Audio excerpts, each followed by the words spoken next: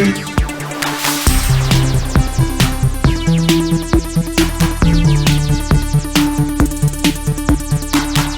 everyone, welcome to GameFace, episode 218 on Sifted Games at sifted.net. Our flagship show is a 3 hours roughly trip around the gaming industry each week. However, this week might be a little shorter than usual. Alongside me to talk about all the biggest and brightest in games, I have Matt Kyle. What's up, Matt? Always say it's going to be shorter than usual, and then it's like 4:30. Well, you looked at the rundown. What do you think? I don't know. We could spend an hour talking about how disappointing one of the things in it is. That's true. We also have. And we probably will when it comes out. And we probably will. Yep. We also have Mitch Sikorsky handling the tri-casting duties today. What's up, Mitch? Nothing much. I agree with Matt. We'll probably have an hour to talk about the disappointing things. I guess that's one thing. We will have plenty of time to get through all our topics today. A couple things before we get started. If you're listening to this show on one of like 8 different podcast services that the show is on, we'd really appreciate it if you could help us out with a couple bucks a month on Patreon at patreon.com/sifted. If you're broke and you can't afford to help us and you have Amazon Prime, you can give us a free $2.50 every single month. In fact, there's a ton of people doing that right now in the chat. Swanlin already subscribed with Twitch Prime. Talimper subscribe with Twitch Prime. Thank you guys. If you need to figure out how to do that, we have that on pretty much every listing on our Patreon account as far as how to link it up and give us that free $2. So if you take a minute to do it, we'd really appreciate it. The site lives and dies 100% on user contributions. So we appreciate every single penny. Before we get started, as usual, we're going to talk about our poll of the week from last week. And if you remember on last week's episode, we talked about The Last of Us Part 2 for literally like 90 minutes, I think it was, all told. Anyway, our poll of the week was asking you guys what you thought of the game. The results were pretty interesting. If you want to put them up, Mitch. The most common result was it's a Game of the Year candidate. 21% of you think it was the greatest game ever made. So that's 58% of you either think it's a Game of the Year candidate or literally the best game ever made, which is crazy. Then the last 2 options are for those of you who didn't enjoy the game as much as others. 16% said the game came in below their expectations. And then 26% believe the game is completely overrated. Now, in polls like this, Sifted is a multi-platform site, and I would say that we probably have a pretty equal distribution of Microsoft, Nintendo, and Sony fans. And a lot of times when you have a result or an option like that in a poll, that tends to be where the Xbox fans would go. Of course, with any poll, the scientific accuracy of it depends on how many people reply. And this is certainly not scientifically accurate, but I think it gives you a good sort of roadmap, at least of what Sifted users think of the game. Matt, anything strike you about that poll? No, it kind of lands about where I thought, although, I mean, I do know 2 people that do think it's the best game ever made. I don't agree with that. I would say it's the front runner for Game of the Year right now. Yeah. And I'm speaking as someone who has really never liked Druckmann's output at Naughty Dog in terms of a creative director. I didn't like Uncharted 4. Lost Legacy wasn't him. I like that a lot. I like the story of Last of Us 1, but I hate playing it. And so I was ready for a similar thing here where I either didn't like what he did with the story or I thought the gameplay was annoying and like a chore to get through to get to the rest of the story, but I did not feel that way at all. Like I enjoyed both sides. I mean, we talked about how we thought it was a little too long, you did last week, and we talked and spoiled about how I agreed once I finished it. I think it needed maybe 3 or 4 fewer encounters near the end of the back half of the game, but and maybe it's saying something about this year, but there's nothing else I've played that like matches up to it. There's stuff in the pipeline that might, I'm certainly not going to dismiss Cyberpunk or even Ghost of Tsushima or whatever Nintendo might have up their sleeve for the last half of the year. But like, it's really the first thing this year that made me sit up and go like, this is great. Like, I voted Game of the Year candidate. Mm-hmm. Definitely to me, not the greatest game ever made. I don't even know if I get it into my like top 15 or 20. But certainly like Matt, I agree is probably the best game released so far this year. So I agree. I think the poll pretty much turned out how I thought it would, as far as the distribution of votes for each of the options. You actually misconstrued one of your answers. It says one of the best games ever made, and so that's why I voted for that, because I think I have a Crib Notes version of the poll here because I can't really see anything doing this stuff from home. So I probably should have written out the entire option instead of just saying the greatest game ever. But one of the greatest games, and that was 21% of people felt it was one of the greatest games ever. And I wasn't surprised either, because people that really don't like this game really don't like this game. So I was expecting more votes to be allocated in the negative towards the really negative than the mediocre. Yep. And then one final thing, our new poll of the week is up already, and we have some exciting stuff coming, people. We have new shirts coming. So we're almost done with Sifted 2.0. Brent has one last project that he's working on, and then the whole thing will be complete. And then we're going to do a massive relaunch with a marketing push. We're going to reach out to all the people who have ever signed up for Sifted in the past and tell them about all the changes since they left. And part of that is going to be new merch. So basically how it's going to work going forward is we're going to have a big merch store that's run a lot like the merch stores for Kinda Funny or Easy Allies. It's kind of lower quality stuff. But you get more stuff. So we'll be able to offer like mouse pads and coffee mugs and like sweatshirts and stuff like that. And then on our site, we will sell the limited edition stuff, meaning the t-shirts that we produce ourselves that are generally pretty much of the highest quality that you can make shirts. And we'll keep selling those on our marketplace. And then you'll have to go to a separate site to get kind of all the other stuff. But anyway, we have a new round of shirts coming. Another note too to patrons. If you were ever a patron at the Sifted t-shirt level throughout this entire year, and maybe you've had to drop your pledge or whatever, and you're not pledging at that level right now, you will still get a free shirt. We will go back, we will look for everyone who ever pledged at that level, and we will send out free shirts to all of them. We're also working on new stickers right now for our Sticker Shock tier. Those are actually showing up, I think, on Monday. So we'll have those.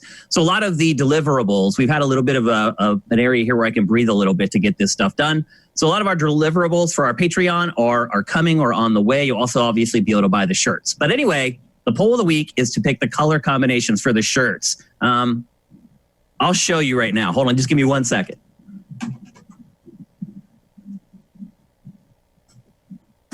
If I had Jeopardy music, I'd be playing it right now. So these are the shirts that we have left over from the first round. And there is a lot. This is all money that I can't afford, that I literally just flushed down the toilet. So I don't know if it was the color combinations or what it was. Maybe you guys can post in the poll. You can leave comments there why maybe you didn't buy our last shirts. But I took a bath on those, and I'm trying to avoid it this time. So if it was color combinations that turned you guys off to the last round of shirts, I'm going to let you pick them this time, so there are no excuses. So that there's a shirt color combo that is there for everybody. So anyway, that'll probably be going live in the next couple weeks. Like the shirts are actually going to start being produced tomorrow, and they'll probably be done by early next week. But we're just waiting for Brent to finish up the last part of Sifted 2.0, and we can get on with it. So anyway, hope you guys are excited for that stuff.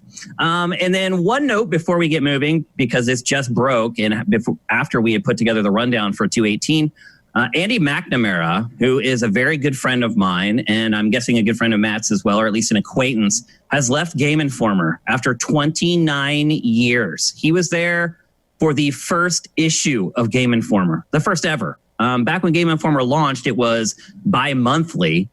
So he was there from the beginning. He has pretty much shepherded that magazine to become the biggest magazine in the history of gaming, to be honest. And sure, a lot of that was their deal that they had with GameStop, but he brokered that deal and he set all that stuff up. So Andy McNamara was someone that I looked up to for a long time before I actually got into the industry. And to see him leave, and he's not just leaving Game Informer, he's actually leaving games journalism completely.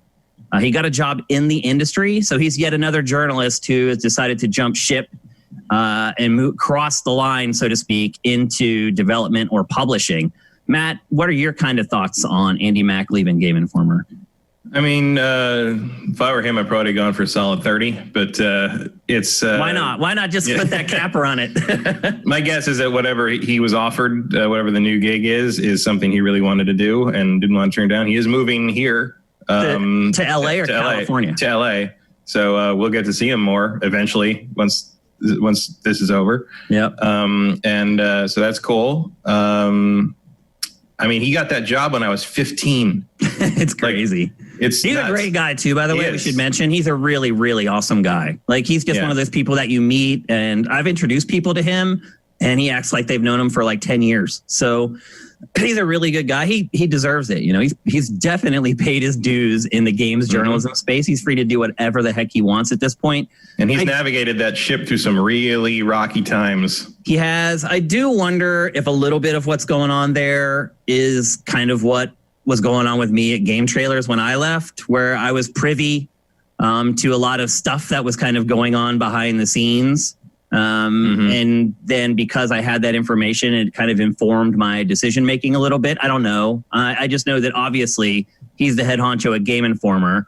Obviously, Game Informer has had some really tough times over the last couple of years. They shut down Game Informer Australia not that long ago.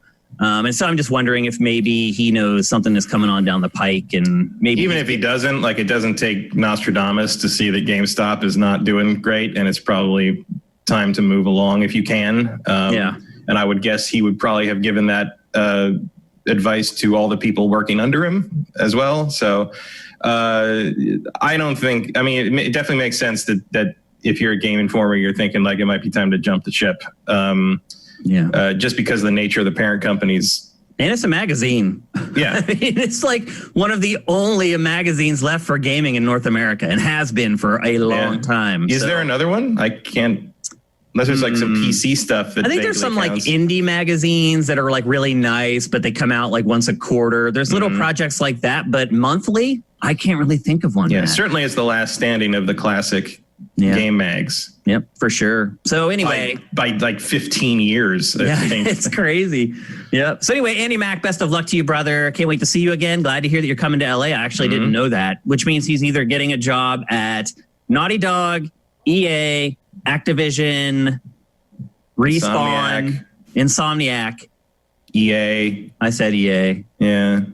So 5 or 6 options there. High Moon. If you're telecommuting to Irvine, I guess you could include. I would not do that.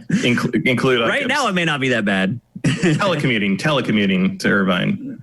You could do like Obsidian or Blizzard or whatever. But wouldn't want to drive to Irvine every day. That's for sure. Yep. Yeah, there's a lot of options.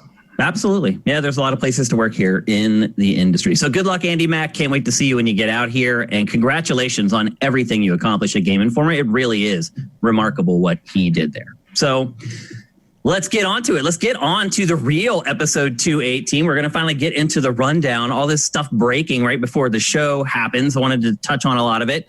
We're going to kick things off with Marvel's Avengers. This game has had a bumpy development cycle, to say the least. They debuted it at E3 in full, really, and the response to it was not good.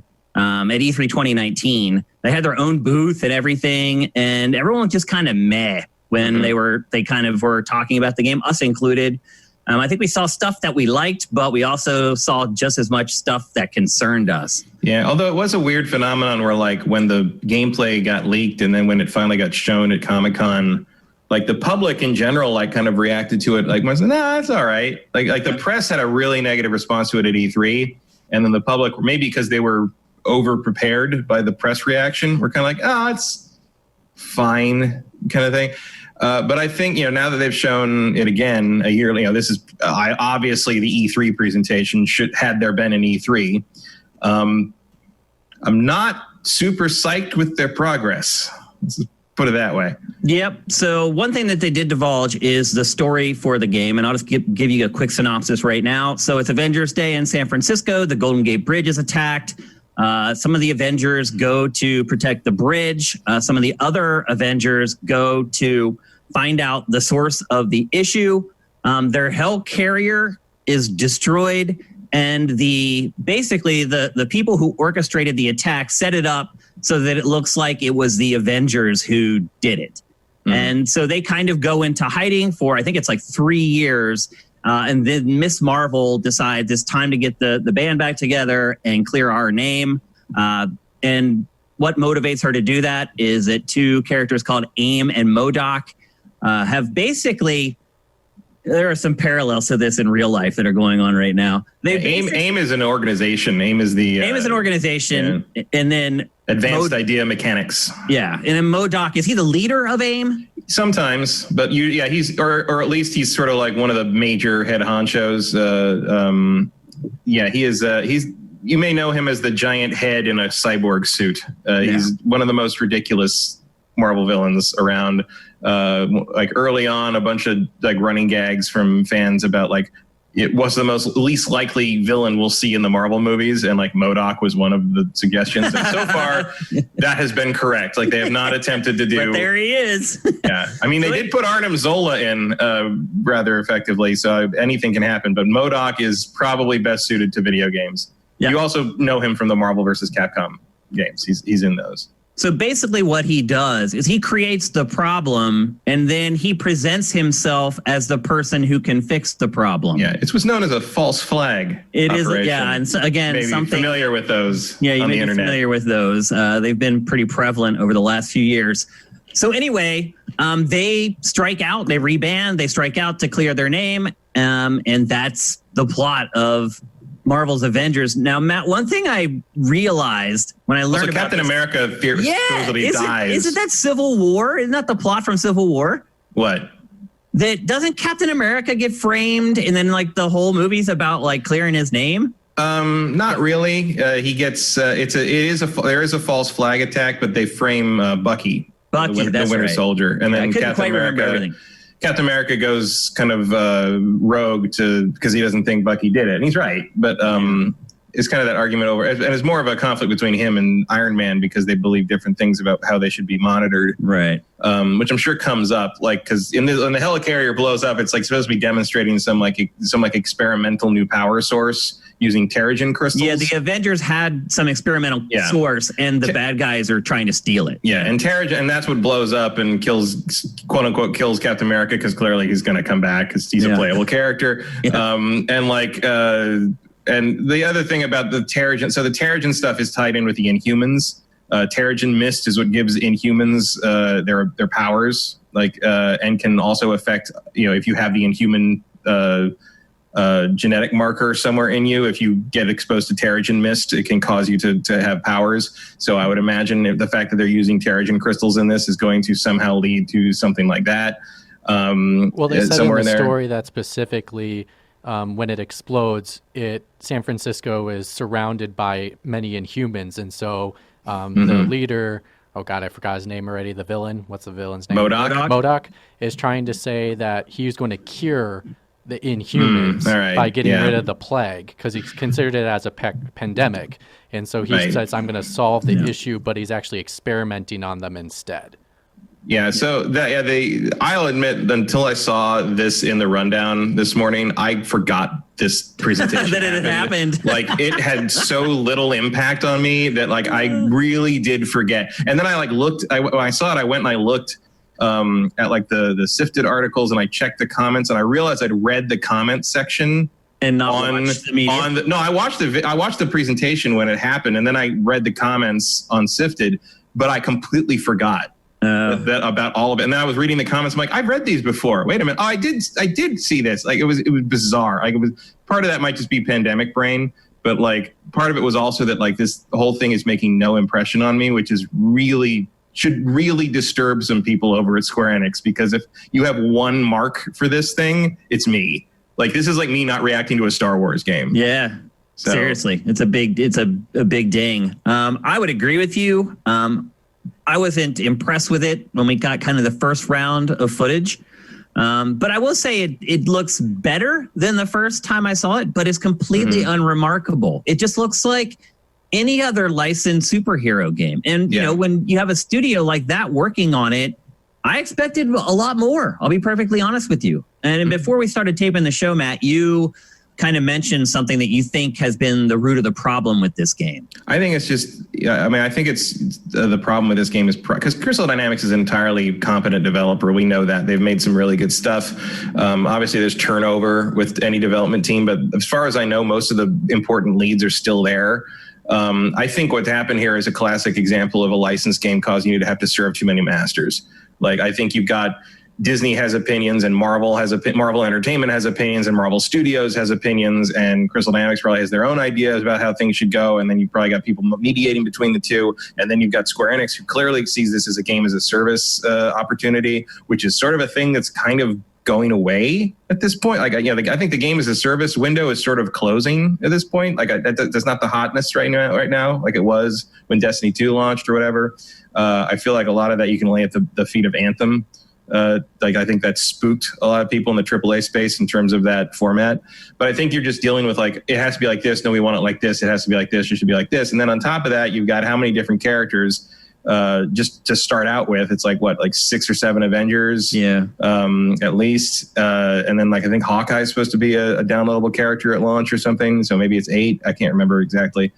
But like, every single one of those characters has to play differently. Mm-hmm. Like, you're basically making 7 games. Well, they did say that the controls are consistent across all the characters, right, save for their special powers. But even the actual inputs that you use for that are the same. Mm-hmm. So, but you're still doing a whole different set of animation stuff, right. And that's the thing, though, is like, and obviously we haven't seen how the different characters play extensively enough to know, because they've shown a lot of Thor. We've seen a lot of Thor. That seems to be the thing that the character they're most confident with. And watching him in action, I don't know why. Yeah, well, because he's closely modeled off of Kratos and how he fights in the new God of War, and so I think that seems to be the thing they which is funny, because I thought that in the last year's demo, the character that came off the best was Hulk. Yeah, and like, I agree with that. My thing is, like, we don't see how the other characters play yet, but like, my thing is, even if you're using the same control scheme, they have to feel different. They have to interact different. Yeah. Like, the animation of Thor can't land the same way Captain America's do or the way Black Widows do. They all have to feel different in terms of how they fight, what it feels like when you make contact with the enemy. Like, that's what makes it for satisfying. Parries, yeah, exactly. All that stuff. Yeah. And like, it just doesn't look like that's here. And you can see in the demo they do here with Thor fighting all the robots and stuff, 2 main things jump out at me. And by jump out at me, I mean make me go to sleep, apparently, because I forgot about it until you mentioned it this morning. You can see how rough a lot of it is in terms of sort of the positioning of the character and how he kind of snaps into his combo animations and how like janky that looks, and also just how constantly even the guy or the girl playing it to demo it keeps getting knocked out of stuff and kind of like getting reset. Combos. It looks not really. No, it looks like you do a move, it stops, and then you initiate another move. There's almost this weird kind of reset thing that happens in between attacks. Well, I think there's like a 3 or 4 hit like basic melee combo, a basic melee attack, and then like when you can probably mix in like one special move at the end of that or in the middle of it. There's a light. But in terms of really chaining stuff, I don't see that happening. I don't know if they're saving that for later or if that's just not what Thor does. But with the ability to toss the hammer, and like, you'd think there'd be juggle potential there, but it doesn't look like they're moving in that direction, which is, I guess, somewhat understandable. But like, in terms of like having to do this whole huge thing, but like, it feels like that's what they're going to need to do if they want this thing to be replayable. And even watching this demo, by the third like robot in a dome shield thing, I was like, I'm bored already. Like, I'm looking at this and I'm like, and just from playing games like Destiny, etc., you're going to be fighting robots in domes for like 10 levels later too. Like, this is clearly a core gameplay concept, fighting robots in games always sucks. Yeah. Well, also, here's the thing, and this is just my bias as an old school comic fan. AIM is the most boring Marvel villain organization I can think of. Like, I just don't care about any. Well, maybe. Do you think they had to pick up scraps, meaning that maybe Marvel was like, well, no, we're using that for a film, or we're using that for this, and there might be some of that, yeah. Or at least, or it might be, knowing how Marvel games play out.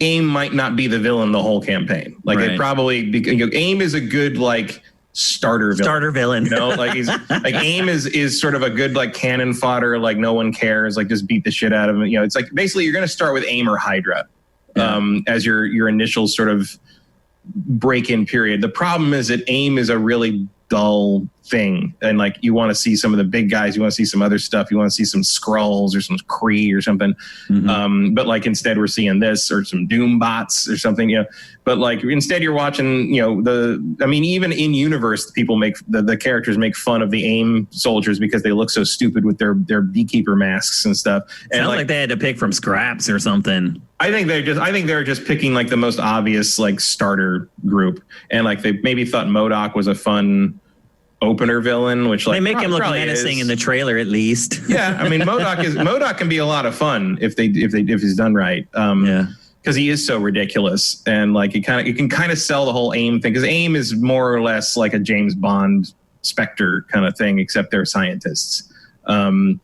And so they get a lot of tech. The other thing I don't like about AIM is that their core color is bright yellow, so it just looks stupid. I think that's dumb. Like they all look like construction workers or something. It's very weird.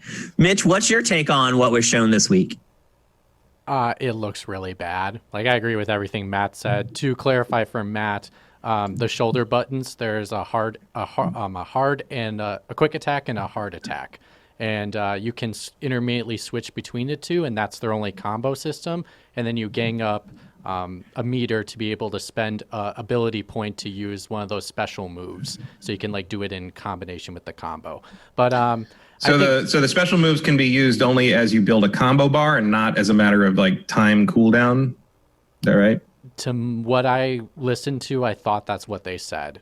Okay. That seems like something you could vary between characters depending on how they operate to make them feel a little different. Like Iron Man having cooldowns versus Thor having to hit things to use lightning might be a character differentiation idea, but I don't know for sure. Yeah. It's also dangerous too, because you go against the canon of the character. If you start putting cooldowns on some stuff, and you have all the characters, you have to consider each one. It starts to get a little messy. Yeah, but I really just didn't like.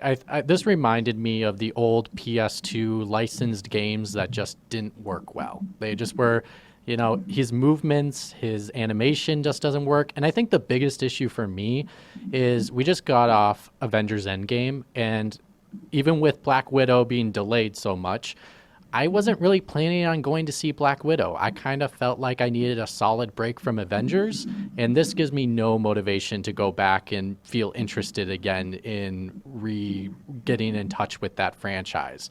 I think this game came out too late. Like, if it came out last year or the year before that, or in like 2004. Yeah, I think people's interest would be there. And I think, unfortunately, because of the long development cycle this thing has gone through, it's at a severe disadvantage. And I think with Matt's comment about, games as a service is not favorable as much anymore, this proves how long this thing has been in development, because at that time, games as a service started to become something that was in the gaming industry, and now it's been in development so long, it's no longer really that famous to be around on. Yeah, they definitely missed their window. And like, I would say, to kind of counterpoint that, I am ready for more Marvel. I felt kind of done at the end of Endgame, but Spider-Man Far From Home got me like excited again about Phase 4. And so I am missing Black Widow. I would like to see Black Widow. I would not go to a theater to see Black Widow because I'm not crazy, but like, I would like to see it. I'm ready for more Marvel. And like, I was kind of thinking like, wow, you'd think that with like kind of this Marvel drought, I'd be excited for anything at this point. Right. And I'm still in this. So you've got one person who doesn't want any more Marvel who feels that way about this game. And you got one person that really wants more Marvel and also feels that way about this game. That seems like a bad sign to me. Yeah, I think the final thing is literally this game is just battlefields. Like, literally, it's just an arena, and you throw yourself in there. And it's Marvel Ultimate Alliance. It's a nicer. I really struggle to see any differences between this and Marvel Ultimate Alliance 3 that launched for Switch like half a year ago. It's really just the perspective of the camera, the budget, obviously. Even though Mitch is right that like it looks janky in terms of presentation, you can tell obviously this is a very high budget AAA game. Yeah. Just in terms of the effects going on and the care taken in the environment design, but like the design of what it looks like, not what you're doing. But the other thing about it is like, at least Marvel Ultimate Alliance, you have a team. Yeah. Like you have 4 characters, you're doing team up moves, you're doing so. Like I don't see a lot of interaction between the characters in this, which is weird. Still, we talked about that before. There's a team up, but like it's not common. And the other thing is like the dialogue doesn't match what's happening on the screen much. Like at one point, Thor asks like, "Who's the girl and what's she doing here?" Referring to Ms. Marvel, who was not part of the team when the team collapsed 3 years ago. And they're like, "Oh, she's okay." I'm like, "What girl? Like, she's not there. I didn't see her. I can't see her anywhere." So what's Thor talking about? Like, it's just stuff like that feels like weird and sloppy and kind of like, I don't know. Like in that moment, Matt, they didn't show it, but she was on the intercom saying something, and it was Ms. Marvel. She was talking. Right. She's talking to him. Like, but how does he know she's a little girl? I totally agree with you. I think like and that's supposed to be a story mission. That's like even worse. The fact that they can't convey a story. It has to just be this battlefield, and then the only way you get story plot points is through your headset. Like that's just not good storytelling. Like there's like a couple of good things. Like I like that he's wearing the tour guide shirt or whatever, like with his name tag on it. Like that's funny. Like there's some clearly there's character things in here that work, and like I think the voice cast is doing their best to sell these personalities. Like, although I will say that I don't like Thor's voice choice. Like I don't really like most of them, to be honest with you. I mean, I've said this from the beginning that it just doesn't work for me because I'm so used to hearing those characters speak a certain way. But I'm used to hearing them a certain way in the movies, but I'm also used to hearing them as with different voice actors in the cartoons they do, and that's not this cast. It's weird they switch it. And Nolan North is Iron Man, right? Yeah. Like I didn't know who he was supposed to be early on in the demo. Like I'm like, who is that? I guess it's Iron Man. Eventually they show Iron Man. That voice, yeah. And like the voices are very indistinct. And like I figure the woman talking is Black Widow because there's only the one woman, right? And she sounds too old to be Ms. Marvel. It's just weird. Like there's a lack of distinction between how they talk, and not even just how they talk. It's not a voice acting thing so much as like. The lines they're reading don't feel like they were written for the characters. They're just there to get information out. Yeah, which I'm is sure there will be tons of cinematics. Right? Yeah. But it's just like you're early in the game. It is clearly an early story mission after what we saw was probably the tutorial level from last E3, and this is probably the first thing you really play after you get the cutscenes about what happened after the time jump. And it just feels like this thing should be putting a better foot forward to pull you into the game and like make you invested. And I don't see it. I just don't see it. Yeah. So maybe the bigger question is the response to this round of footage hasn't been great either. We know for a fact that the people that work there are very in tune with what's going on the interwebs around games. Do you think there's a chance that this might get delayed out of the year? I mean, maybe. I think you're still kind of up against the wall that Mitch mentioned that like this game should have been out 3 years ago. Yeah. Like, I mean, I still think there's going to be a lot of interest. Not as much, but I still think there's going to be a lot. So, yeah, I mean, it's not going to be zero, but like if this thing had been able to release the month after Endgame came out a year ago, like that would have been a completely different ball game. Like, and not even just in the sense that I think it would have been a better game, not necessarily, but I do think you would have had a ton of impulse buys from people who wanted to keep that Avengers high going. Yeah. And now you're going to hit a point where like, the other thing is like I don't think you want to delay it too far because I think if you put it out this September, you're going to benefit from the quarantine bump because people got nothing else to do. And if you push it too far next year, I don't think you can push it out of the fiscal. So it'd have to be by the end of March. Right. Is that going to buy you much time? You'd have to rip this thing apart and put it back together, basically. They might be able to fix some of the stuff we're kind of nitpicking, though, with foot placement and some of the animation stuff that's a little hitchy. Like that type of stuff they could fix up in that amount of time. Yeah, polish matters on that. It could. I don't think they will. I agree with you. I just, I always have to play devil's advocate on the show. So I just feel like it's going to. Also, isn't that one of your games? You probably don't want it to slip out this year. I just don't like. At this point, it feels like you're just put it out and hope that enough people are interested and aren't paying attention that they buy it anyway, and then fix it later. Their marketing budget is going to guarantee a lot of sales. Yeah. They're going to put a ton of money behind it. There's going to be ads during live sports, like constantly. If there's live sports. If there is, yeah. And I think there will at first. I think a lot of these leagues are going to start, and then the crap's going to hit the fan, and then they're going to stop. So anyway, as Anakin said, you will try. Yeah, I'm just happy they're even trying, to be honest with you. They probably would be smart to just shut it down for the year. But anyway, so, they do these things to increase our hype level. And this basically was Avengers E3 2020 presentation. Mm-hmm. So, Matt, did it increase your interest in the game at all? No. Not at all. No. I mean, it's still like, were there any real surprises in this? No. Like, it's pretty much what we thought it would be or already knew it to be. It didn't make me want to play it. Like, it's not like I'm not going to skip it. Like, it's the big game of early September. I'm not going to ignore it, especially since Cyberpunk isn't that month anymore either. Yep. So yeah, I'm still going to play it. It's just, I don't know. Like I feel like I should be more excited about this than I am. Like, it feels like I should have more of a reaction to it the way I reacted to Squadrons. Yep. And because it hasn't been as long since TIE Fighter, but it's been a long time since we had a real Avengers game, a real Marvel game that wasn't like Spider-Man or but people keep comparing this thing to X-Men Destiny, and I have a hard time disagreeing with them. Yeah.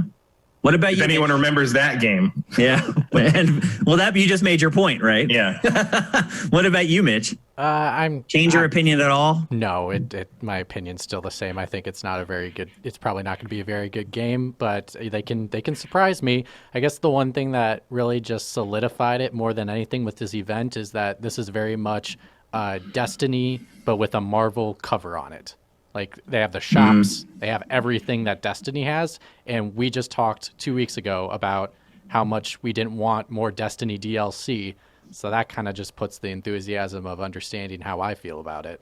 I mean, to Matt's point earlier about people meddling, I mean, that's probably the biggest issue, is that Square Enix wants it to be a game as a service. And they're having to try to make all this stuff work within those confines. Mm-hmm. Well, the only thing they've said publicly is that everything will be free except exclusive costumes. If you want there will be many costumes you can get that are free, but there will be exclusive ones that you have to purchase. But besides that, all the DLC, all the characters will be free according to Square Enix. Like story-based DLC stuff will be free? Correct. They say this is just the beginning. Like, basically, this is their anthem.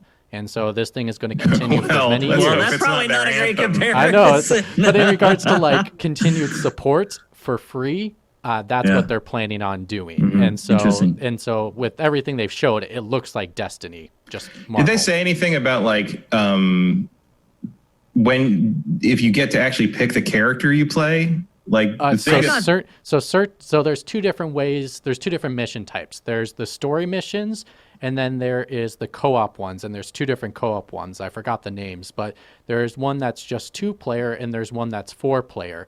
Those are just like arena type battles that take place with against the robots. They say it does interact slightly with the story, but it's not a story mission. And then the story, those you can pick any character you want out of the crew, but you can't have the same 2 characters. So you can't have 2 Captain Americas. You can only have 1. But in the story mission, those are exclusively for that character only. So because the cinematics are all set up around him, the story set up around him. So the one we saw for Thor, that was his story mission, and so that was only playable with Thor, and that is only single player. Yep. For me personally, I would say I may be a little bit more excited for it, but at the same time, I have kind of resigned myself that it's ultimately not going to be an amazing game. When we saw it at E3 last year, I was like, okay, they got some time, and then they delayed it, and I'm like, they got some more time. So I wanted to give them the benefit of the doubt. But now, what we're seeing now, if they do plan on releasing it here in the first week of September, there's not going to be a lot of opportunity for them to really polish the game up. So I'm a little more interested in the game, but my long-term prospects for it have kind of soured. Yeah, I was definitely certainly last year I was willing to say, hey, they got a year. They had a year, and this is all we got. So, anyway, this is what we're getting in 2 months. September 4th, yeah. So there you go. That's Marvel's Avengers. I don't know if we'll get a lot more on this before the game comes out, because this was kind of their big E3 presentation. They said more announcements soon, so I think they're doing stuff in the next few months to announce different things. I'm sure we'll get tons of trailers for characters. Yeah, trailers and little things and interviews and stuff. But I'm sure this is the biggest, the big old blowout thing. I mean, this looks like pretty much what you would have seen if you went into the booth. Yeah. If you went to the booth at E3. Yep. Hour-long presentation. That's the Someone presentation. point out there is a beta. If you pre-order the game, you can get onto the beta. That's interesting. So you know early whether you wasted your money or not. So that's good because you can play the beta and then you can ask for a refund if you don't like it. All right. Time to move on. We're going to talk next about Xbox Series X. We're going to talk specifically, though, about one of the models of Xbox Series X. As you know, if you've been watching GameFace, we've talked several times about how there are reportedly two different versions coming. There's the main Xbox Series X, which is the one you're familiar with, the one they've been promoting.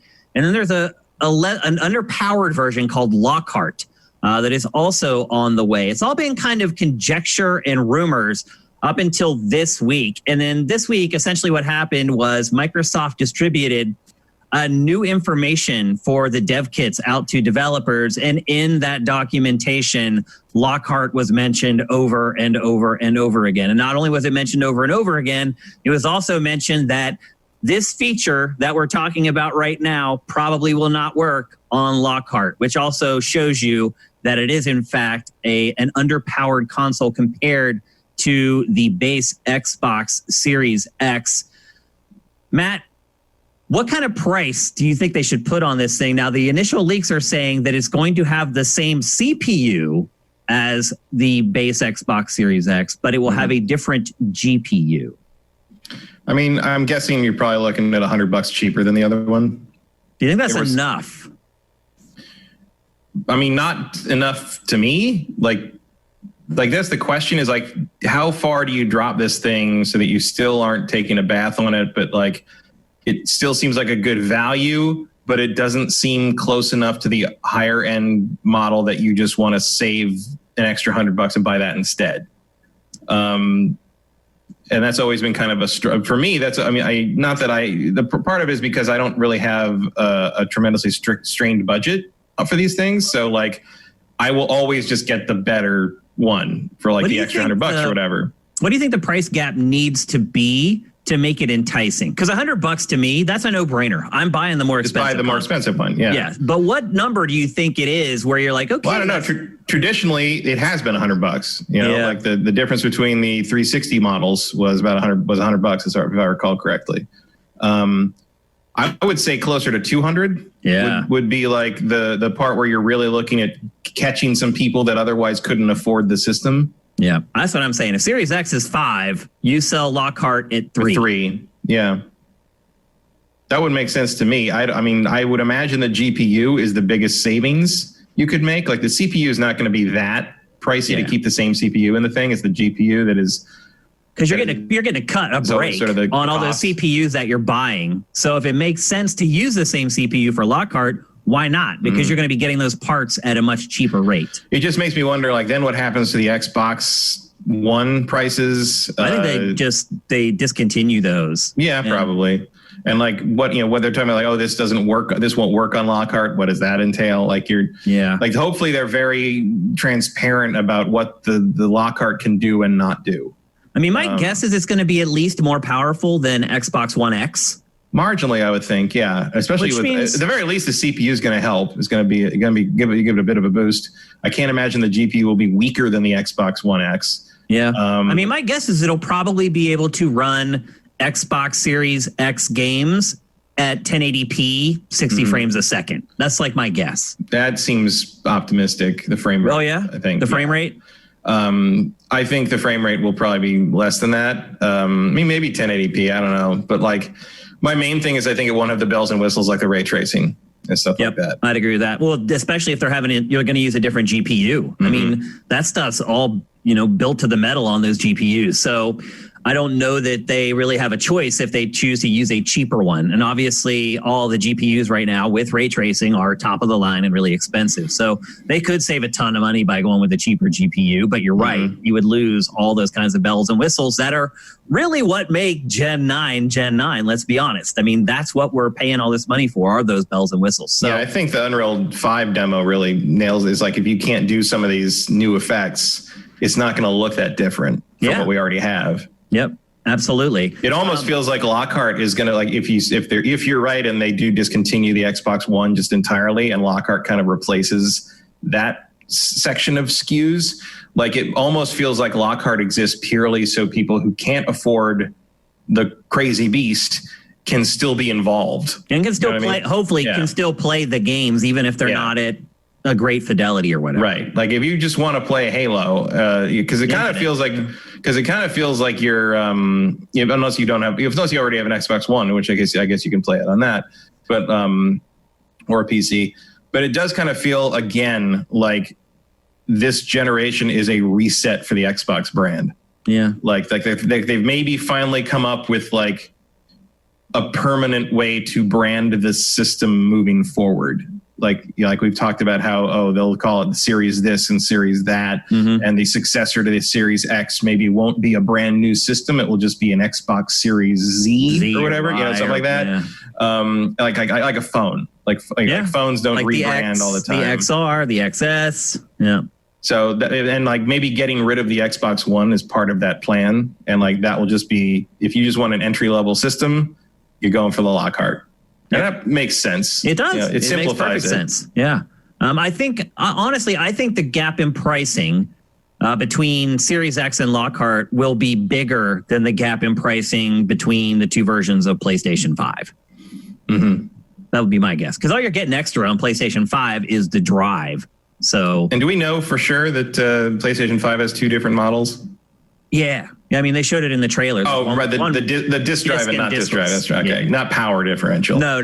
The hardware is exactly the same. You get a disk drive in one and not in the other, which, the most. Yeah, I don't think that is charge extra for that is like $50. More than that, and it's pretty dirty. So I would guess the gap for Lockhart will be bigger than $50. Definitely. I would argue it has to be at least $150, or I just think people won't care. So yeah, and I think 200 feels more likely just because round numbers are preferred. It's not that it's the end of the world if you sell something for something like $349, but like it's nice. It's nicer to have $299, $399. Like that's a game. That's a game you can buy with your new system. So it definitely makes a difference. If it comes with a Game Pass, you're kind of set already. You are, and that could very well be the case with Lockhart as well. That it does come with Game Pass, and that could be a way that they get the price of the Lockhart up a little bit more, closer to maybe that $400 range.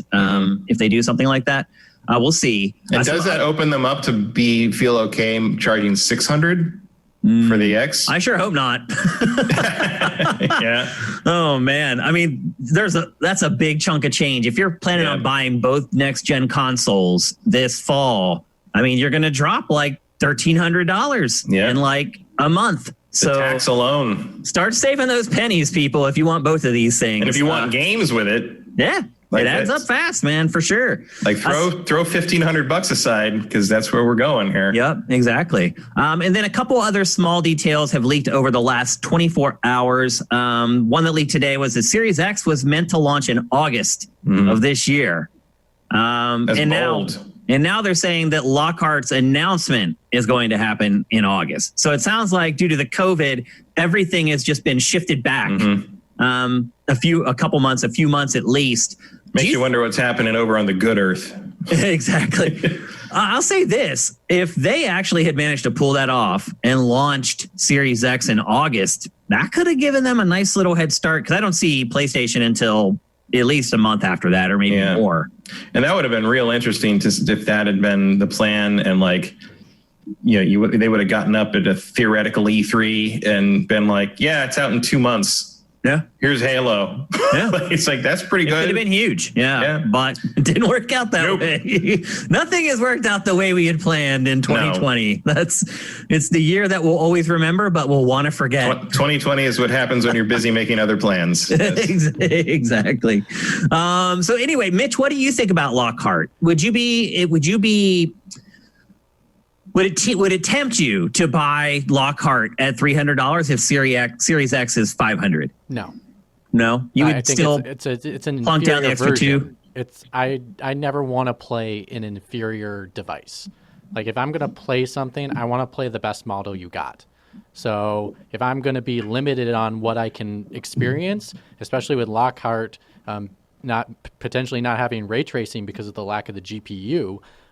That, like you said, Shane, that is one of the staples of next generation is the ray tracing. And so it's really tricky. And I think Microsoft, again, puts themselves in a tricky, sticky situation about how to market this. I know that there's people that will want to buy a cheaper version of a console, but to have the basic consumer understand a difference, that's going to be tricky.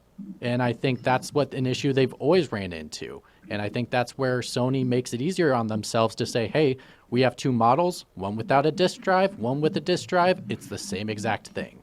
And so I think that's the one advantage Sony does have, even if the price is still just as expensive as a top-tier model. Well, the one thing that Microsoft does have working in its favor, and it knows this because it just put out a trailer for it this week as kind of a counter argument to all the PlayStation 5 hype, is backwards compatibility. It's something that they're going to be able to offer that I don't believe any other platform is going to be able to match, at least as far as how extensive it is and thorough it is. So that is one thing that could maybe offset it. I hear what you're saying, but Microsoft does have an arrow in its quiver that it can use still. Oh, yeah. I mean, they are dominating that in regards to the conversation at the moment. Sony said they will address that next month, and I think the games that people want to be backwards compatible for PlayStation 5, most likely, depending on according to their statements they've already made, will probably already be available for backwards compatibility. It's probably the original Xbox games that people love that want to continue are the fans that they're teetering towards. And I don't think there's a big enough fan base to support that, clearly, because there are more PlayStation 4s than there are Xbox Series X's or Xbox Ones. Yep. So Xbox One X. Yeah, we know what you again, meant. Marketing. It's The naming is easy. dumb. They're easy to mix up. I'm sure if I went back and listened to a bunch of GameFaces, there's a ton of times where I mixed up Xbox One X or Xbox One S. The nomenclature is not easy to remember. But the price is.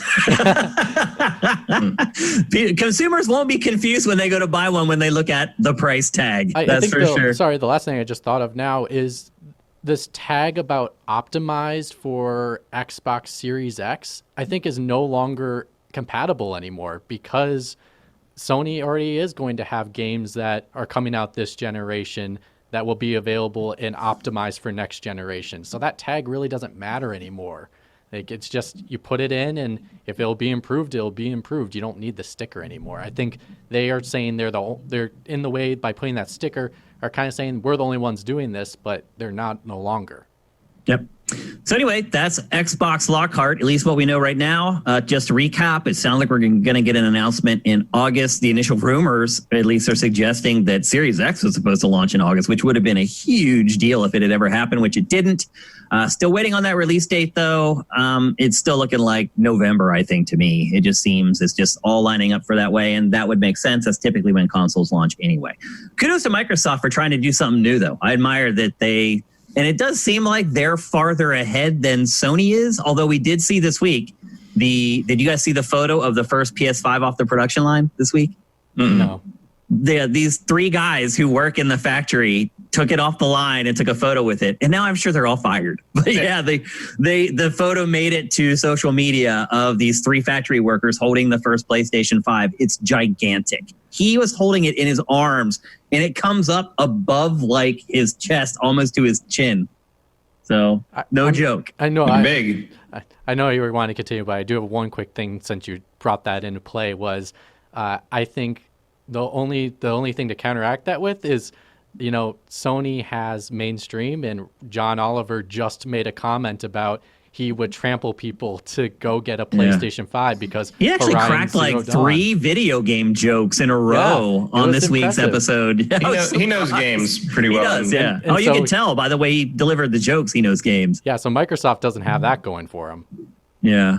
I mean, Microsoft. There's tons of celebrities that are on board with Xbox. Yeah, Conan will do his stuff with Xbox. Cyberpunk's on board with Xbox. They're all just jockeying right now, trying to figure out how to spend their money, trying to find the right influencers to get the right mix. There's crazy stuff going on behind the scenes right now that most people don't care about, but it makes a big difference and it's really important. All right, let's move on. We're actually going to stay with Microsoft here for the next topic. We're going to talk about Mixer. Mixer is Microsoft's attempt at competing with Twitch. It's a game streaming platform. And if you guys remember about a year ago, they gave Ninja, the world's biggest streamer, a gigantic contract to leave Twitch and stream exclusively on Mixer. And apparently the strategy did not work out because on July 22nd, 2020, Mixer is being shut down for good. Not only is it being shut down for good, Microsoft has formed a partnership with Facebook Gaming. So if you have a Mixer account, it will automatically be transferred over to Facebook Gaming. Also, most importantly for people who are streaming on Mixer, if you were a partner on Mixer, and for those of you who don't know, partner just basically means that you can make ad revenue and you get a lot of perks from the company. It's the same deal on Twitch. But if you were a partner on Mixer and you go over to Facebook Gaming, you will be a partner there too. So if you had built an audience on Mixer or you had built your account up to the point where you were making money off of it, that's not going to change when you go to Facebook Gaming. However, I think the big question becomes why? Why? I've got a bunch of whys. Why did Microsoft ever launch Mixer? That's an easier one to answer because you need a competitor in every space. Why did they give Ninja so much money, but then did nothing else? And 3, why are they giving up so quickly? Matt, you want to answer those? Or do you have answers for them? I don't really know. My guess is that Twitch is such a juggernaut that at some point you just look at the numbers and you're like, we are not going to pull this off. Do you think the goal is always to become number one? Or do you think the goal is to just have a profitable business? Like, I don't care if Sifted's the biggest gaming Patreon on Patreon. I don't care how many people come or how many followers I have on Twitter. All I care about is that I'm able to make a living off of Sifted. I think Microsoft at least cares about being number one on their own platform, and I don't think that was happening. I also think that if you have decided not to have an official integration with the new system, you got to pull the plug. I know they kind of sprang this on the Mixer partners and everything, but like because of the rumor of the Xbox Series X launching in August originally, I feel like this was probably planned. Because people ask like, okay, so is Facebook Gaming going to be the streamer integration on Series X? And I believe Phil said there is no integrate. They're like you have a choice of whatever you want to stream. Yeah. So if they decided to do that and not have Mixer be kind of the banner for that on the new system, it would make sense to pull the plug on that before you launch the new system because there's going to be a lack of continuity there. As for like what their strategy was, like I honestly kept forgetting it existed. Mixer, yeah. I had an account there. I didn't even know. So I went to Mixer today. I've only been there probably like 10 times total ever. But I went there today to kind of grab some footage for B-roll for our conversation and just kind of look at the latest version of it to get the lay of the land so I could speak intelligently about it. And I had an account there. Like I think if you have an Xbox account, you have a Mixer account. Oh, is that how it works? I think that's how it works. It didn't say Dinfire on my account though, which is what threw me for a loop. I was I never signed up for Mixer. How do I have a freaking account here? It's pretty crazy. So I don't care if my account moves over, but if I had built an audience there, I certainly would. Like if Twitch ever closes down and they're like, well, we're moving over here, I would hope to hell that all the followers we build on Twitch would be able to migrate over to that. I don't even know, honestly, if the followers move over to Facebook Gaming or if it's just your status as a streamer. I never saw any details on that. That would require a level of integration with Facebook Gaming that I feel like they probably don't have. Yeah, it's possible.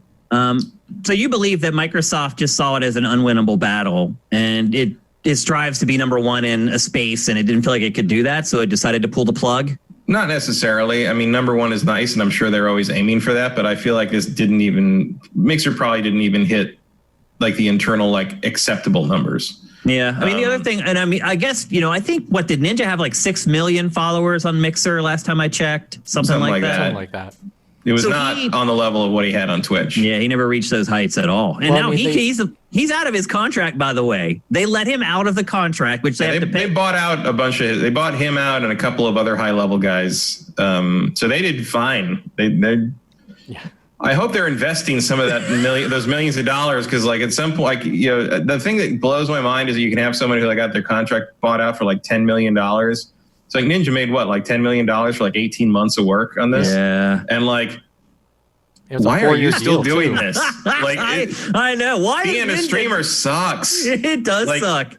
I don't know why he would. I mean, it's what he does. It really is his vocation. But if I were him, I would just stream like once a week or something. Like, I don't know. I mean, he must love it. That's all I can figure. Maybe that's why he's so dang good at it, is because he loves doing it. And I mean, full disclosure, I hate to tell people, and we're on Twitch right now doing this. Full disclosure, if you talk to most game journalists and YouTubers and streamers, they don't like it. They don't like streaming. It's a necessary evil. It's something that you almost have to do if you want to be successful now. But most people don't like doing it. That's just the truth. A lot of these big streamers, I mean, they basically become actors at this point. Their job is almost like they're an actor instead of like a streamer. Well, especially just the amount of time that they're expected to do. It's like, it's insane. I see all these people that like just go for, 9, 10, 12 hours a day, 6 days a week, sometimes 7. Like, they don't have, I mean, obviously nobody has a life right now, but like, it just blows my mind. And it's like, they don't do it. They lose like literally like 10% of their audience per day. But the mentality is like, it has pervaded like the smaller ones too. Like, so my friend and I, will sometimes go and like just sort of lurk and watch like small time Star Citizen streamers. And by small time, I mean like 15 viewers. Like we're like 20% of the audience. Like there's 2 of us watching. All right. And like one guy that we watch sometimes he streams like 9 hours a day, 6 days a week out of what appears to be an upstairs room in his parents' house. And he's been doing it for like 3 years, and he still doesn't have any more audience or any more followers. And I'm just like, at what point do you just realize it's not going to happen? Doing? Like, it should, and not in the sense that like, haha, you're pathetic, you can't get more viewers, but in the sense that like you're working so hard, or in and the spending sense of, so much of your time on this. For 99% of people who join Twitch, no matter how hard you work, it's never going to happen. That's just the truth. So like maybe just do it 4 days a week. It's just bizarre to me that it becomes a full time, because clearly he's not doing anything else. Like the people we're watching they don't have jobs really. Like, because you can't stream 9 hours a day and work. What drives me crazy are the people who unfollow streamers if they stream 6 days a week instead of 7. It's like, bro, what do you do? Like, imagine if you got canceled if you weren't working 7 days a week for 13 hours a day. Like, what the F, man? Like, I mean, I know younger kids that are like that. It's like, he was off today. I guess he doesn't care. Click. And it's just like, wow. Like, well, you know what? If you really act that way and I knew you were that way, I wouldn't care about you. Yeah. But I'm just like, sometimes I wonder about these the younger generation, like my friends' kids, basically, they're in the 10 to 15 range. Yeah. And I'm just like, man, we think it's bad when people want to speak to the manager. These kids are going to want to kill the manager. Yeah. They're just going to pull out a knife and be like, where's the manager? I have something I need to do. This pizza was 4 minutes late. I will say this. You're going to die now. Some parts of that I like a lot. Like, I like that the Zoomers are kind of aggressive, kind of the way our generation was, Generation X. It's been like a couple like. Well, that's because they were raised by us. You're probably right. I actually like a lot of the stuff the Zoomers do. I do too. But their cancel culture is one thing I hate for sure. I do like that kind of. They have the same sort of like nothing matters and life is meaningless until it does. Yeah. But they have that attitude the millennials have. But the millennials take that and are like morose about it, and Gen Z finds it freeing. Yes. Gen Z, I kind of has this. Gen Z, and this is an obscure reference, but it reminds me of Durandal from the Marathon series, where at one point you're trying to find out like why he wants to like be rampant and escape his computer bonds, and he basically says, "Escape will make me God." And I'm like, that's Gen Z. Like, that is, yep. Gen Z doesn't want to wallow in its problems and admit the nihilism. They're like, the nihilism is what makes us powerful. Yeah. And I'm like, I dig that. But Gen Zers on the stream, you get the thumbs up from me. I like you guys for sure. But they are very harsh about people's Twitch schedules. I can tell you that firsthand. And a lot of other stuff like that. They're very nitpicky in that way, and I would never be that extreme. But you should see my niece play Civilization 6. She makes up entire narratives in her head about all the wrongs that the other leaders of the opponents have done to her. Wiping them off the map. She will like sit there and yell at them, like spew profanity-laced like tirades at like Charlemagne and shit, while decimating his cities and being like, "You fucking deserve it. This is what you get." I'm just like, and it's great because I remember when I would like make up like things like that on Civilization 2, but I never said it out loud. Yeah, I will say this: while I'm giving a pat on the back to Zoomers, Gen Z folks, I should also really give a pat on the back to the streamers because man, they really want it. Because I don't know how you do it. I really don't know how you do it. Day in and day out, playing video games, basically by yourself, like to no one. Which maybe they're going to do it anyway. Maybe that's how they look at it. I don't know. Maybe, but like it's from what I can see, and we're not necessarily in those streams to like mock those. We don't say anything. Like we don't troll the chat or anything. But like it's a mix of like, I mean, there is a little mix of like watching like a reality show where you're like, oh my God, what is this person's life? But at the same time, like I always have like a kind of an admiration for the dedication to it. Like it's just. Sure.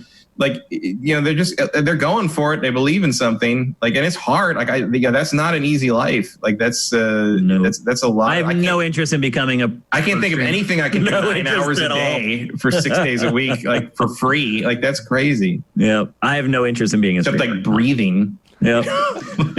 So anyway, Mixer gone. Twitch reigns supreme again. I guess they're trying to join forces with Facebook Gaming to try to present a viable competitor, but I'll be honest with you, I would have switched to Mixer before I switched to Facebook Gaming. I'm not. I have no interest in supporting Facebook.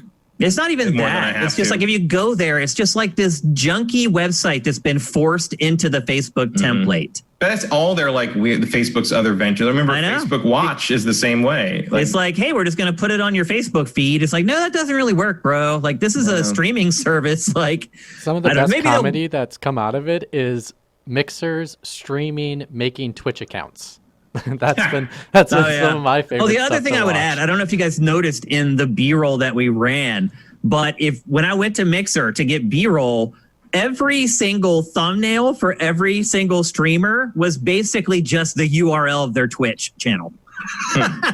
They just put it straight on their thumbnail because they're allowed to now. Mixer's going away, so there's no rules against promoting Twitch. So now all the people who are on Mixer are just putting the URL of their Twitch channel on their thumbnail on Mixer. And obviously that's only going to last for a couple more weeks until it closes on the 22nd. But anyway, I would like to know just how much money Microsoft wasted on Mixer. Like a lot. The development, the marketing, the money that they gave Shroud and Ninja, just all of it. Like it's just crazy how some companies can just pee away just like literally maybe $100 million they spent on that. Well, they didn't. If anyone can do it, Microsoft can do it. Yeah. Well, they didn't buy Mixer they bought Mixer. They didn't build it from the ground up. So I read an article about the guy that created Mixer, and he left a few years ago and gave his reflection on Mixer being shut down in a sense. But he said, they built it, so they just bought an infrastructure and just build upon it.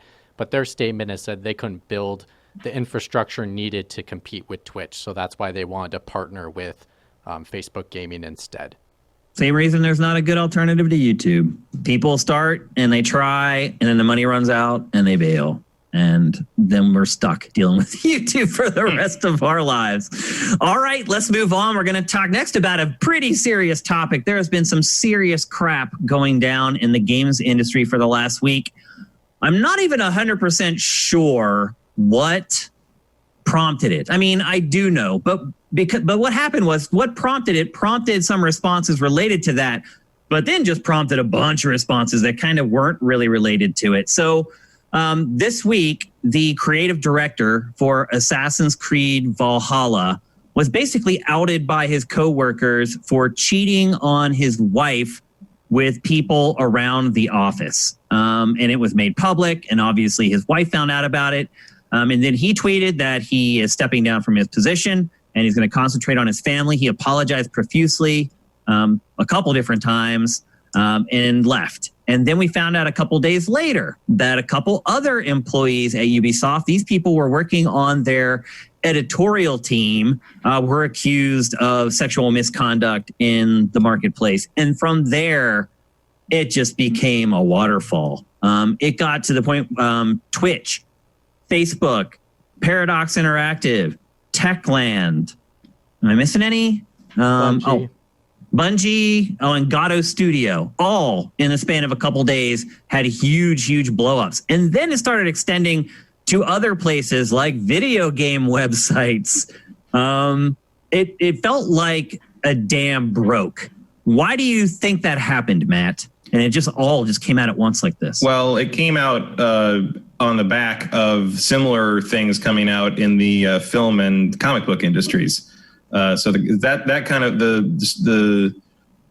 the outings and the revelations have been flying around about comic book creators for probably a week or two before this hit the game industry. So it's just sort of been an ongoing trend to do that, to speak your piece finally. And one of the reasons that this is happening, I think, is most of the people who are speaking out are freelance, are contractors. And one of the reasons you don't speak out about things like this as a contractor is you want to get that next contract. Yeah. But since contracts, and I can tell you this firsthand, contracts have largely dried up during the COVID crisis, that sort of Damocles is no longer hanging over some of these people's heads. And so people who either think that work is not a possibility for going forward, or who have found other work avenues, are now more comfortable saying, hey, this happened to me, and you should know about it. So I think that is one of the main reasons we are finally hearing about this stuff, is like one of the checks and balances that kind of keeps the status quo in place has been removed as a result of the pandemic. Now, when you say that, are you talking about contracts for game developers or contracts just in general? Contractors, like freelancers. 1099 folks. Yeah. Okay. You forgot. Most of the people I've seen who have talked about this stuff have been 1099 employees. Are you surprised at how widespread the issue is in the industry? Because I will just tell you, I am. I was really surprised. I've been lucky, apparently. I hate to even use that word, but literally every person I've worked with in this industry has been freaking awesome. Now, I am a white dude. I am not a female. I am not a person of color. I know I have a completely different experience from those people. And I know that when I'm around other people, they treat me differently because I'm a white male, and they say things or may not say things because I'm a white male. So with all that considered, I was flabbergasted to see how bad it was / is. Were you? I was not surprised at all in any way. Really? Because here's the thing. Like, I am friends with a lot of women in this industry, and close with them to the point that they will tell me about stuff like that happens. And yeah, it's constant. Wow. And it happens to everyone. And always. I mean, the other thing I will say about you not seeing much of it, and I don't see a ton of it either firsthand, except in certain situations that I've been in. Part of it is that abusers and toxic people, toxic men, but also just toxic people in general, are very good at detecting and feeling out who will put up with their bullshit and who won't. And that doesn't just mean victims, that they're targets that they choose. It's people they think that will support their behavior or agree with their behavior or not see anything wrong with it. And I think that an abuser, of the people like that I've known in my life, I feel like they would peg you as someone that would not put up with the bullshit, so they know not to do that around you.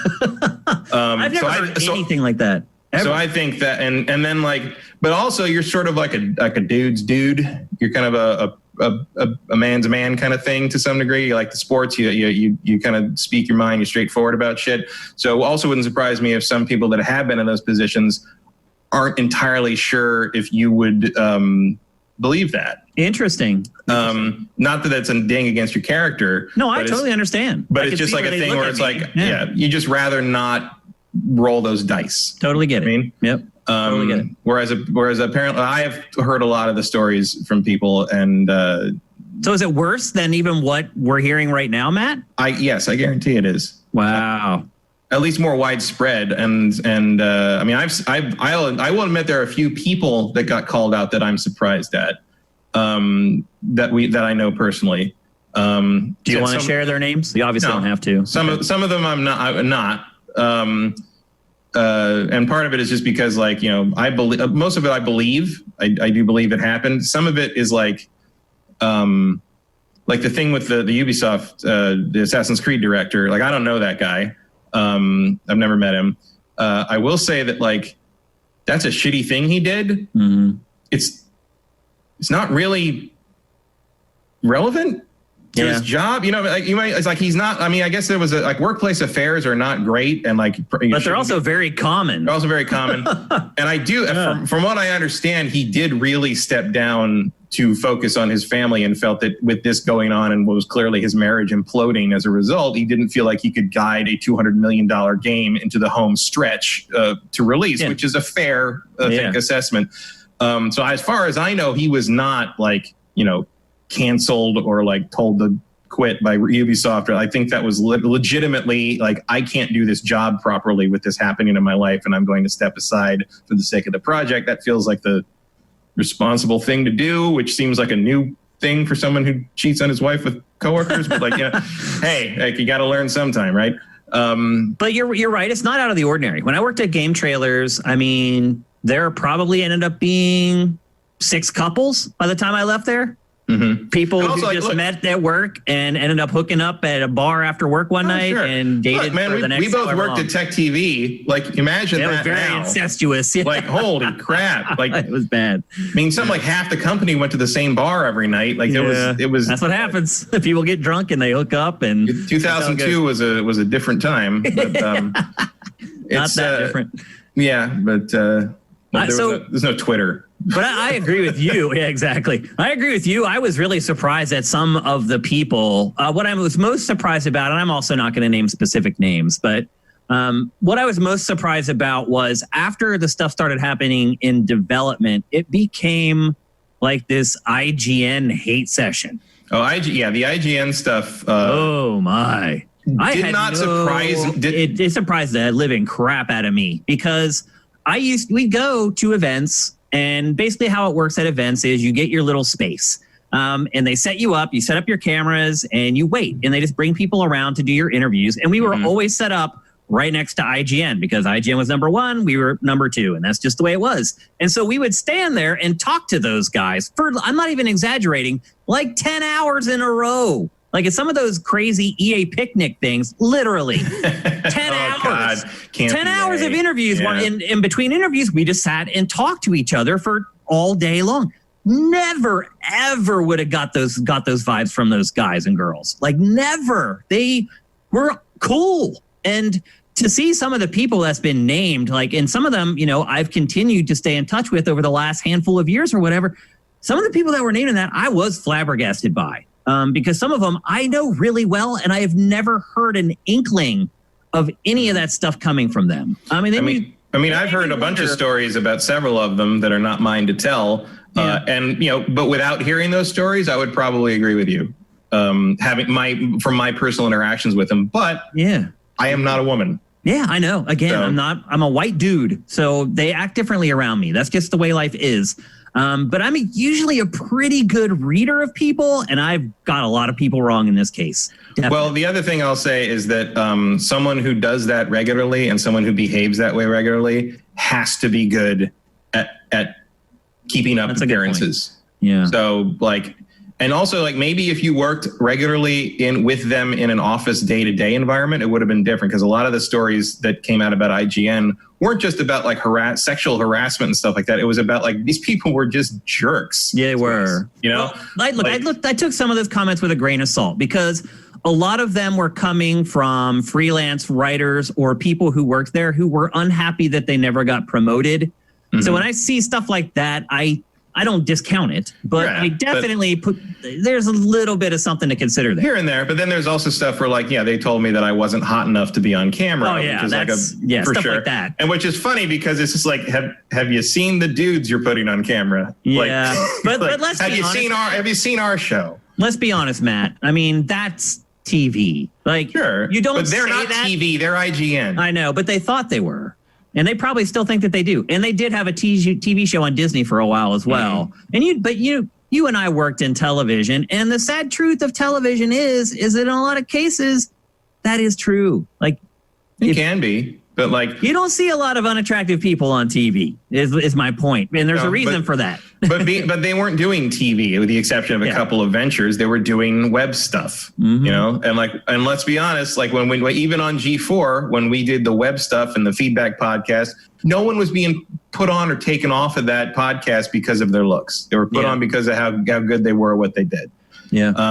And so, even at a company, I mean, clearly the people who are being put on the TV shows at G4, there was a lot of concern over how they looked. Oh, yeah. There's no way around that, because that was TV. A lot of the brass at G4. But even at G4, they knew that, like, when you're talking about podcast stuff or whatever, it's more important to have people that know what they're talking about and what they look like. Yep. I don't mean to interrupt in the middle, but I just wanted to say, because there's some comments coming out of regards to having you guys say that you should say the people you're talking about, just to defend you guys in a sense, they shouldn't have to, because these people told them these stories to keep it secret.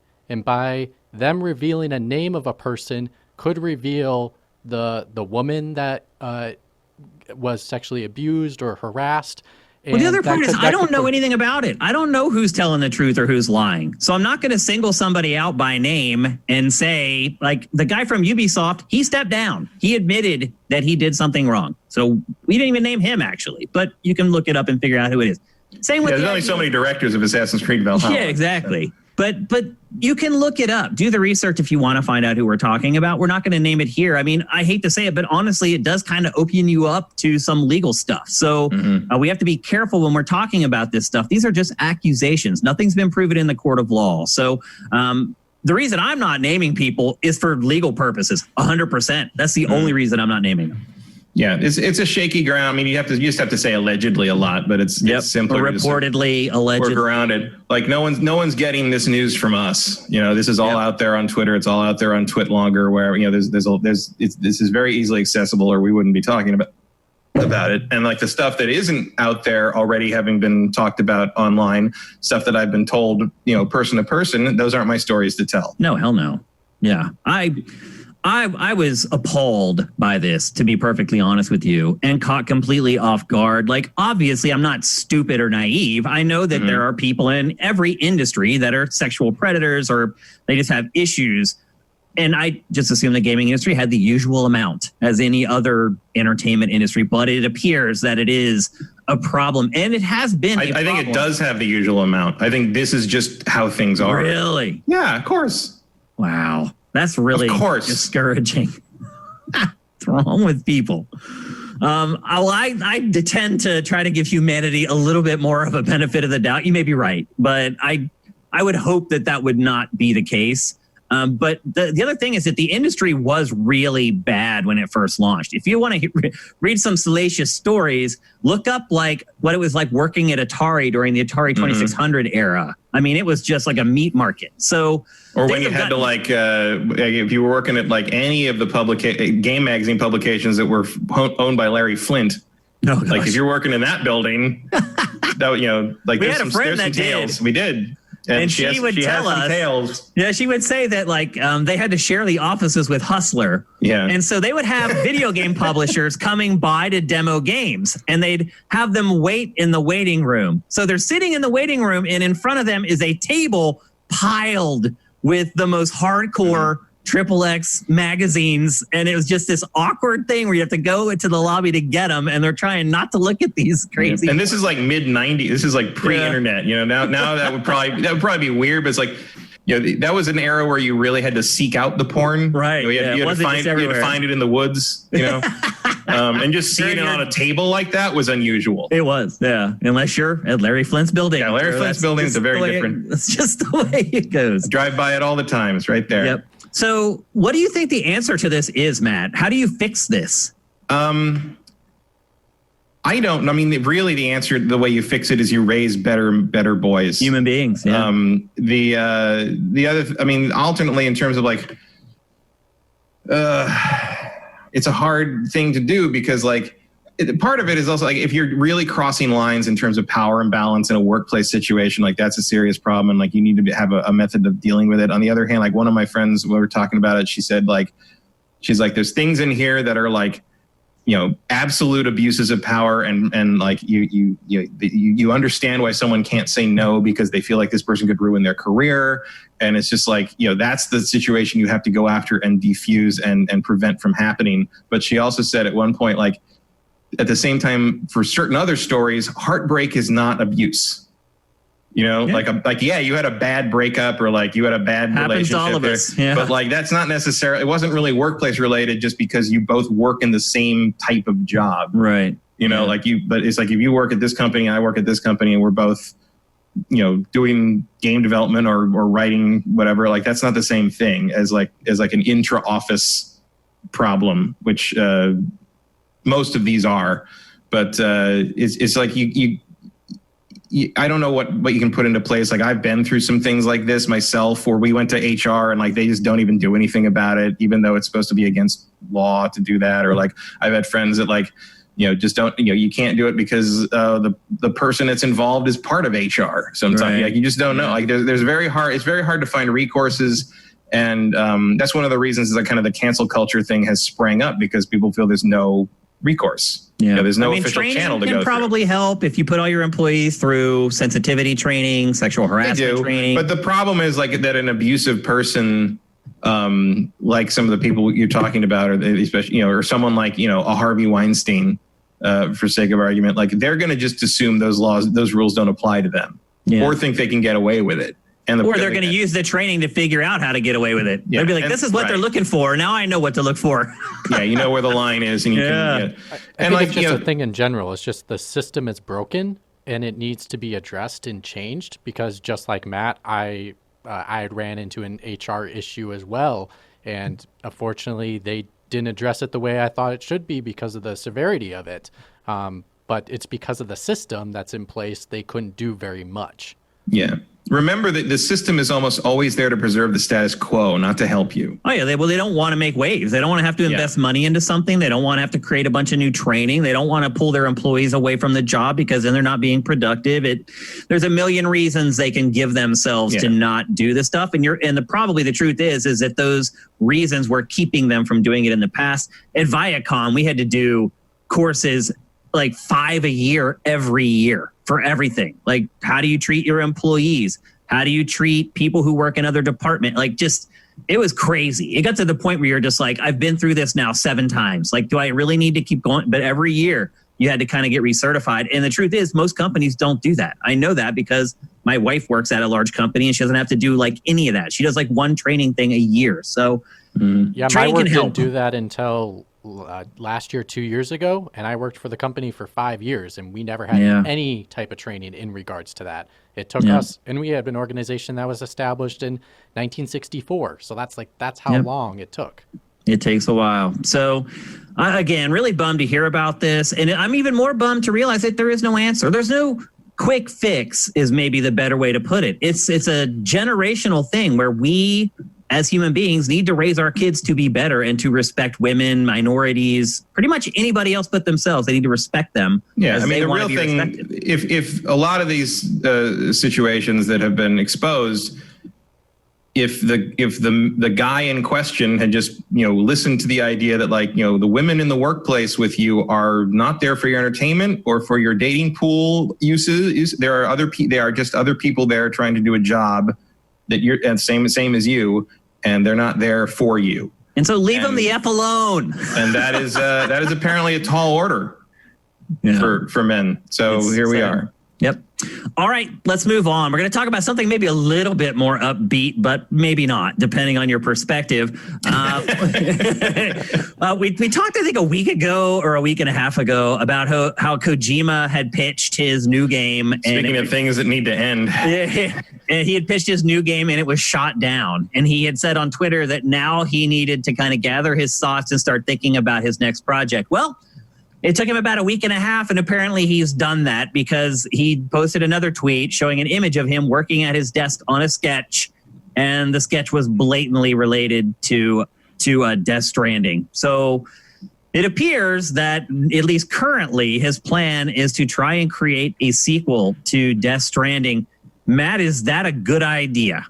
Not to me, but to anyone, to a business, is it a good idea? I don't know. I mean, I'm sure it at least broke even, but it certainly wasn't like the 10 million seller that maybe Sony was envisioning when they brought Kojima on to make something exclusively for them.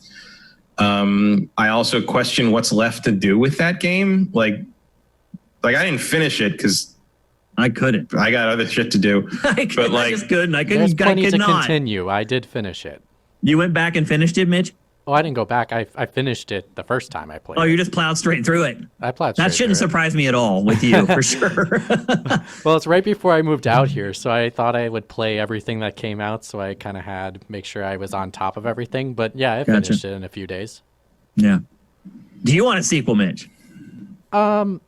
I think if they change the gameplay and not doing as much of the packaging stuff and focus more on combat stuff, I think there is something for a sequel.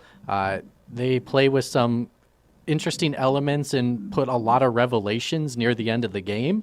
That there definitely is an open area for a sequel. I think one of the best things, though, about this game was the connectivity between all the players playing through at the same time, building a road together, building a bridge together, taking a certain ladder and giving it a thumbs up and knowing that more likes probably is a better path for you, or gain the satisfaction because someone used your tool that you set up for them. So I think those elements worked as a system. I'd agree with that. And so I think there's something to build upon it in another game. Don't know what it would be, but if anyone can figure it out, it's probably Hideo. He's crazy enough to figure that shit out. So he didn't figure it out this time. He didn't figure it out, though. He didn't. Well, I mean, they did. They broke even. He's the one who made the game. Yeah, but they did break even, and with the PC version coming out, they said that's basically bonus. So it's all gravy money. So it did make it. It did make good enough. Not the. Yeah, but imagine making something people like. Sure. And how much money you'd make by that. Like you say it should be focused on combat, but he doesn't want to focus on combat. Like he hasn't wanted to focus on combat for like 15 years. He's also never been very good at it. I think Metal Gear Solid 5 was good combat, but there was nothing to do it in, really. That's the best he's gotten is 5 in terms of moment-to-moment shooting and gameplay. But like the thing, like I would say the main thing that Death Stranding 2 would have to do is figure out a way for the gameplay loop to not be avoiding anything interesting happening. Like, because that's the whole thing. Like, if anything interesting happens on the journey, it's because you screwed up. Yeah, you're right. Yeah. So like that would be the aesthetics. I don't want to say I like the world though. I like the aesthetics of Death Stranding, and I like what the world looks like, but I don't like the world itself. So what makes me nervous is, okay, again, I like the characters. I like this weird thing that he's built. But the world itself, it's empty.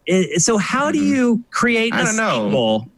Like it's just so weird. Interesting. Well, because like I agree that like the communal building stuff is the most interesting part of the game. Definitely, yeah. And like, but it's like it still doesn't make a lot of sense in the context of the game because like you never see anyone else. It's just like I guess the impression you're supposed to get is that other couriers are running around also building these things, and you just never see them. Yeah. Bad luck that you never run into. But like, I don't know if I want to see them either, because then it's gonna look like an MMO where everybody's just running around all the time, with boxes on their back, and like that'll just look silly. That's not gonna help anything. So like, I don't know what the solution is there. Yeah, I will say all the elements were working with the box packaging stuff until I hit the snow. That's when I really just did not dig the system and what was in place there. And then I'm not going to spoil the ending, but you have to like travel all the way back from where you ended to the very beginning. And you have to do one full stretch across. And I will say no thanks. Well, I will say the moment really worked with the story element, but then also the music. I think he nails music really well. And I think some of the best moments out of that game, besides the communal building, was the moment where you figured out a level to get past into an area, and then it's just that nice stroll to that location, and he just plays the right music for the right tone at the right time. He has good taste in music, for sure. Yeah, it was a good playlist that he assembled for. It was like, it was again like there's an edge of pretentiousness to Kojima's stuff that I just don't think he warrants. Yeah, I mean, I don't reject it, and it doesn't bother me. But you're right. I would argue that he earned it a long time ago, and he's been kind of living on it ever since. Yeah. Yeah, and it may sound like I am really high on this game. Like, it's a 7.5 out of 10 in my mind. So I'm not as high as maybe I'm sounding like, but the elements that he really did do into it really worked for me. Yeah. I mean, there's elements that I don't know if I liked them, but I was impressed that something that dumb was in a game. You know, it's just like the care taken to like for the gameplay of balancing boxes on your back is just like, well, it's stupid, but I appreciate the effort and care put into it. Like, it feels good in the sense of like, if that's what I have to do, like I understand how it works and what I need to do and how to do it on the fly. And like, I didn't feel like I was dropping boxes for no good reason or because of random reasons. I felt like it was something that happened when I screwed up. The problem was I just didn't care. I liked eventually once we had built all the highways, and I could just ride the bike around, and like, I had like weird things where I would take on the wrong kind of mission, and I had to carry more than I could carry, so I had to go get a Jeep, and I piled stuff from the Jeep, and I drove it back there, and like, you know, it was like I enjoyed the free form sort of like, here, solve this problem kind of idea of the game in terms of some of the mission, like the delivery missions. I just didn't care about anything I was doing, so it was sort of hollow. It was all on the purpose of something I found incredibly tedious. Yeah, like delivering a pizza was a stupid idea. Like, why would you travel 3 miles just to deliver a pizza in this box? It's like, the reason for it didn't work. I didn't really connect with any of the characters in that game. And again, I didn't play a ton of it, but I didn't connect with them enough to convince me to keep playing, because for me, the gameplay definitely wasn't going to make it happen. But I do agree. The worst part of the game is all the story elements really push itself at the very end of the game. Like probably the last 3 hours or so, it's 2.5 hours of cutscenes with gameplay in between. And it's like, if you spread it out a little bit, I think people would have had motivation to continue. So do you guys think a sequel will sell better or worse, provided it's roughly the same style of game? I don't know. Like, it's a tough one, huh? It doesn't seem like the fan response has been that great to it. So you wonder. No, but I will say this: like, Kojima doesn't tend to repeat himself too much. Yeah. Like, even Metal Gear to Metal Gear, he does tend to reinvent the wheel to some degree. Like, Metal Gear Solid 2 and Metal Gear Solid 3 obviously play fairly similarly in terms of what you're doing to the controller. But do they feel like the same game? No. He finds a way to, even if he's using similar gameplay, to turn it into something that doesn't feel like the same game. And he did that with between 1 and 2, between 2 and 3, between 3 and 4, and definitely between 4 and 5. So, and certainly Death Stranding is while you can see the Metal Gear roots in some of it, especially the shooting. He did not repeat himself with it in terms of what you're doing in the game. So I would feel like it would not be in his character to just do Death Stranding again. If he's going to do a sequel to this thing, he's going to change it up in some way that makes it recognizable as the same series, but different in a way that like makes you think, okay, this is not what I did in the last game. That's just sort of how he rolls. So with that in mind, do you think the sequel will sell better? Depends what he decides to change it up as. I mean, if he decides that the way to change it up is that Sam doesn't go anywhere anymore, and now he just sits and stamps papers as other people deliver things, that might not sell as well. They call it like delivery manager, Death Stranding : delivery manager. Papers, please, too. Babies in cans. I don't know. What about you, Mitch? You think a sequel would sell better or worse? Would you buy a sequel? I mean, I want it different. I definitely want them to change things. So like you both pose two different types of situations. For Shane, I would say it will sell worse if it's the exact same type of game. And if it's Matt, where he changes something up, it's probably going to sell better. Okay, interesting. I think we're probably going to find out. I don't know. Do you guys think Sony will publish the sequel? I don't know. I mean, again, like 50-50, right? Yeah, I mean, it couldn't necessarily hurt if you're Sony to continue having Kojima in your stable relationship. Yeah, because losing him to Microsoft would be worse. Yeah, as a market, like as a. Yeah, and that feels like the only other place he would go, because like I don't know who else among the large scale third parties would be willing to like get involved in that. Like maybe Take-Two, but it doesn't really seem like they're THQ, baby. THQ Nordic might be crazy enough for it. Yeah, that's true. They bankroll everything. I don't know where this money's coming from. Getting like more Darksiders games. Who knows? Yeah. So anyway, my guess is we won't learn anything about Death Stranding 2 or whatever it ends up being called until next E3, if there is an E3. At least, yeah. But somebody did bring up a good point in the chat, and that is that it did not take him all that long to create the first Death Stranding. It was like 2.5 years or something like that. Yeah, he did actually get it done in a reasonable amount of time, which is unusual for him. Yep.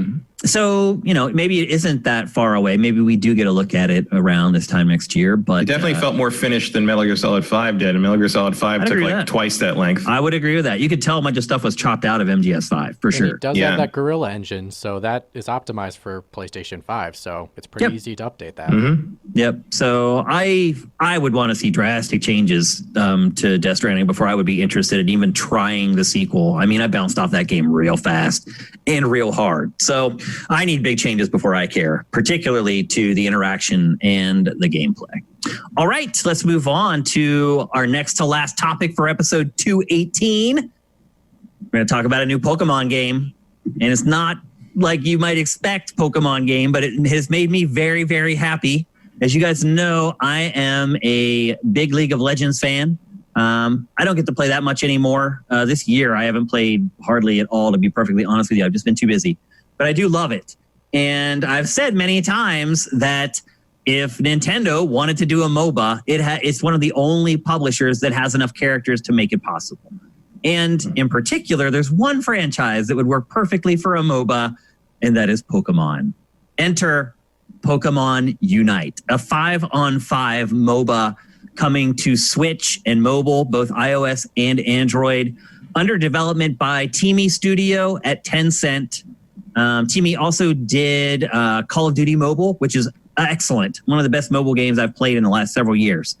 So I have a lot of faith that they're going to be able to handle it. Tencent has a lot of experience working on mobile and working on MOBA. So this is kind of a perfect combo. You got a publisher that knows mobile and knows the genre. You have a very talented mobile studio, and you have an IP that is just ripe for a MOBA. Matt, my question to you is, oh ye of no MOBA playing, might this convince you to play a MOBA? No. I have no idea. I mean, I didn't play the Transformers MOBA. Like, you're not getting me into the MOBA world. Like, I don't care. Why didn't you play the Transformers MOBA? Well, I think it was like only like a really limited beta, and then they canceled it. Like, okay. I don't think it didn't really.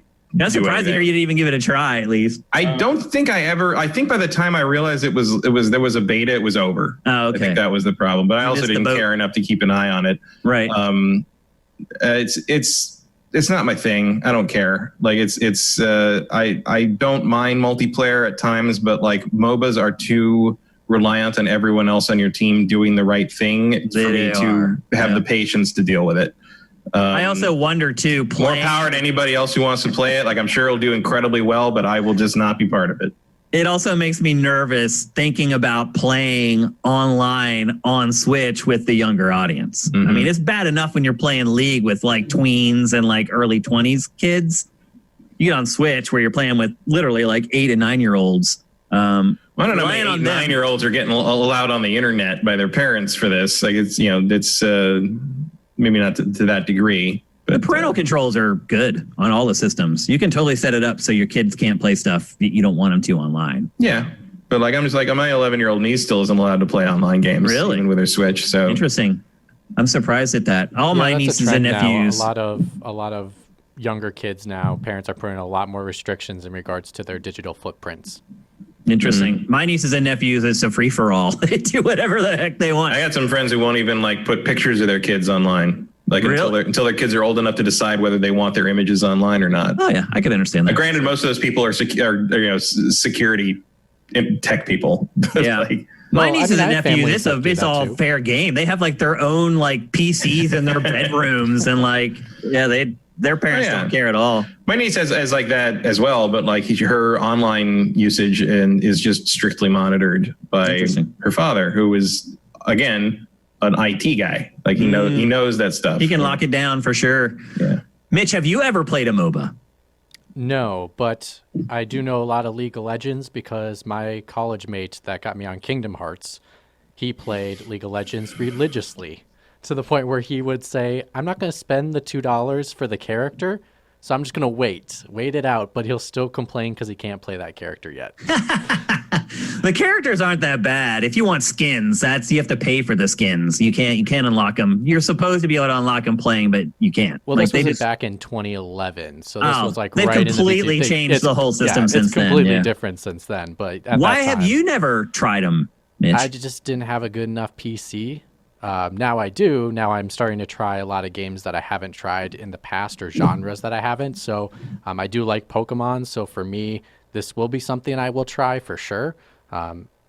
You bring up a good point, though, about younger audience people playing it. So it might be a little more frustrating, but it's also Matt on is Switch. Right. It's all, if you have one person on your 5-person team who isn't doing what they're supposed to do, you're screwed. You have no chance. Now, one thing I would say is that they have kind of changed the game up a little bit that I believe may be in an effort to mitigate those issues. So on League of Legends, you have a battlefield. One team starts on one end, one team starts on the other end. And the object is to come at each other and fight, take out the towers on the way, and then destroy the enemy's base. Well, with Pokemon Unite, there are locations all around the map that you can capture to earn points. And then at the end of a time limit, the team that has the most points wins. So it's not a condition where you need to fight through their defenses, get to their base, and destroy their base. You can actually score points all over the map. Now, I've never played a MOBA like that, so I can't even pretend to know how that's going to...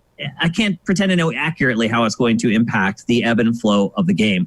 But it's odd to me to have played a genre where it's always about destroying the other base. So even Heroes of the Storm, it had its own little wrinkles and tweaks, but still the major objective was to destroy the other team's base. So I'm a little nervous that people could just kind of get lost on the map and meander off and nobody knows they're there and they're just there ringing up points on this capture point that nobody knows. That just sounds like a capture point gameplay mode like the old RTSs used to have. Like that's odd. Like that to me, I feel like that structure you describe of pushing forward through the towers to the base is what MOBA is. It is, yeah. Like that, MOBA is, people call it a genre, but really it's a game mode. It is. That's what it started as. Yeah, it started as a game mode mod for Warcraft 3. The variant. And like like I wonder if you could really call that MOBA if you're deviating from that. Definitely like formula. MOBA light. I think it's probably about as far as you can go. My other concern about this is now you think about Pokemon and you think about MOBAs and you're like, they're character driven. It's all about the characters. It's about the skins. It's about their attacks. The problem with Pokemon, at first blush, you're like, well, there are hundreds of them. So there's hundreds of characters. The difference with Pokemon is that all the characters share attacks. So every attack that every character has in League of Legends, only that character has. Every single one of them. So you multiply that by how many champs there are now in League of Legends. I know there's at least like 150. And then there's like 5. So there's like 1,000 different moves in League of Legends. But how many moves are there really in Pokemon? Probably I don't know, 200? You think there's 200? Maybe something like that. Yeah, roughly. But I will say, like, bite can mean a lot of different things. Scratch can mean a lot of different things depending on how you animate it, depending on how That's you. True. And it looks like they focus more on the elemental side of that exact Pokemon, so you'll get a lot more fire, water, wind, earth attacks. Yeah, like even the Charmander in the demo, in the trailer thing is he's spewing a lot more fire than your average Charmander does. The only other thing, Shane, to address your concern about the map and like someone ranking up points, it looks like watching it, and I know you can't watch it, so I can only point out what I see is it shows a map on the actual screen, and it shows like a flash, like a sonar on a waypoint, and it looks like someone's sitting on it. So maybe that's way it notifies you if someone's ranking up points. So there's a notification if somebody's there. Okay. And you see where everyone is located on the map as well. So you can see if a certain group of people are going in one direction over the other. Yeah. So you guys know I cannot see the footage. I saw someone put in chat, they just showed it in the footage. I can't see it. Like, when we're doing these shows at home, I cannot see our B-roll at all. And it's really one of the big detriments, I think, to the show doing it remotely, because Matt and I would watch the B-roll and play off of it a lot of times, and we can't do that anymore. So anyway, it's impossible for me to remember every second of every piece of B-roll for every episode of GameFace. That's why I'm here to help. Just putting that out there, folks. You're expecting way too much of me if you're giving me crap for that. So again, I'm a big MOBA fan, and this game has piqued my interest. I'm definitely going to give it a go, without a doubt. I did play... Let's see. I played Heroes of the Storm, probably if I added it all up, 100 hours total. I played Dota 2 more than that. I probably played that a couple hundred hours, and I played League. I don't even know how much. So my hierarchy is League, then Valve, and then the rest of it doesn't even matter. Like, I even lump in Smite with like Heroes of the Storm or whatever. So just so you know what my hierarchy is, basically. And I'm interested in this, and I do know that it's kind of a more simple version, but what I care more about, honestly, with MOBAs is playing with people I know. I would, for instance, if I had Pokemon Unite sitting there and I knew I could jump into a game with Matt and Mitch and some of you guys, or I had League of Legends sitting here and I knew I was going to have to play with a bunch of random people I didn't know, I would play Pokemon Unite, because that's what I love about MOBAs is the teamwork. I love working as a team. I love when a plan comes together in a MOBA, when you're like, okay, let's push this lane, get the tower, and then we're going to go and we're going to take out the mountain drake. And it's just, with all the synergies of all this stuff happening all over the map, it all works out so that you can follow your plan. That's what I love about it. And that, in that way, Matt, I would say it probably is a MOBA, because that's kind of what I look at MOBAs as. The rigid definition of the genre, probably not. But as far as the feeling that imparts upon me while I'm playing games in that genre, I think it'll probably be able to handle that. So I'm excited. Have they said if it's free to play yet? Yes, it is free to play, and it's going for all mobile and for Switch, and it's all cross-platform. The last thing you missed, Shane, was there are evolutions.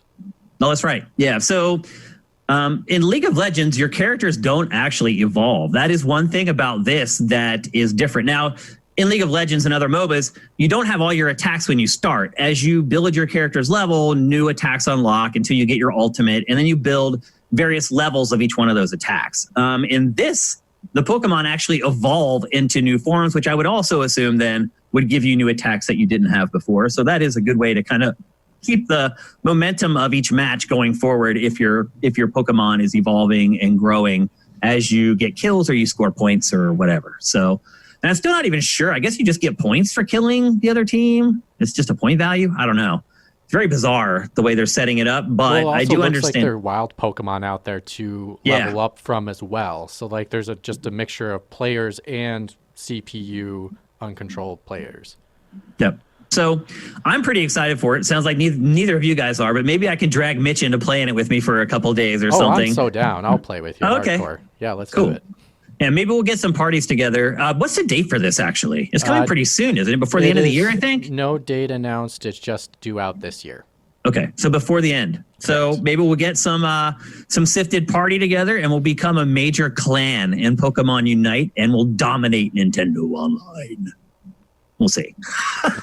All right, it's time for our last topic of episode 218. No surprise, we're going to talk about Cyberpunk 2077. Hands down, the biggest thing that happened this week. Nothing else even close. They had their first Night City Wire broadcast. It sounds like they're going to have more of these, which I am surprised to hear because it was quite the dump. I mean, they launched 3 trailers and a big chunk of gameplay all at once. The girl who used to be the host for Sony's UK YouTube channel apparently got herself a gig at CD Projekt Red. Mm-hmm. I wondered where she went, and there she is. She got a gig working with CD Projekt Red. She hosted the whole thing. Presentation-wise, I thought it was pretty good. It kept my interest all the way through. They kicked it off with like a trailer, and then they did like a big like Q&A section with one of the lead developers, and they just showed a big chunk of gameplay at the end. I think the structure of that is great, perfect. Great way to disseminate information, great way to keep the viewer engaged the whole way through. But I just wonder how many of these you can do if they're going to have that much information in each one. Well, one thing I'll say is I don't know if there was that much information. Like they did spend a lot of time on the anime. They've spent a fair amount of time just sort of like talking about random things. Although some of it's entertaining, but I felt like the actual info was about the game and what you'll be playing, like was probably about half the runtime, and the rest was sort of like not filler but incidental stuff. So I imagine future episodes you could fill that in with like a couple of. I'm sure they're trying to get an interview with Keanu for one of them. It turned out to be a much bigger part of the game than I thought he was going to be. I think the Johnny Silverhand ghost is pretty much what I was expecting it to be. I thought he just was like a cameo. Like when I first saw it, I was he's your hallucination. Yeah, I know. He's like a huge part of the game. It's crazy they got him to do it.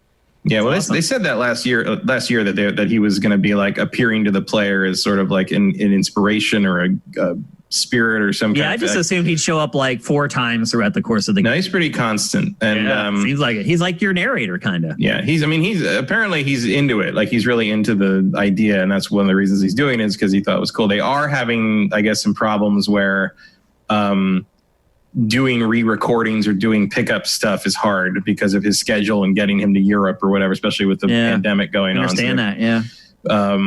So that's difficult, but.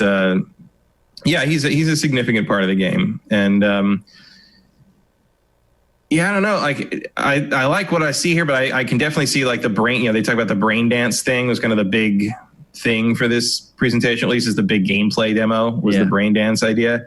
And if you're gonna do that, if you're gonna like deep dive on like all these little elements, because I'm obviously the brain dance. Explain what that is actually. Yeah, the brain dance thing is basically if you remember the detective stuff in the Arkham games. It's not too far off that.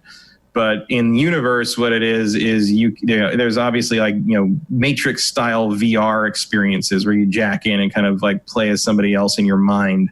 Yeah, you're living someone else's memories. And what brain dances are they record someone's experience.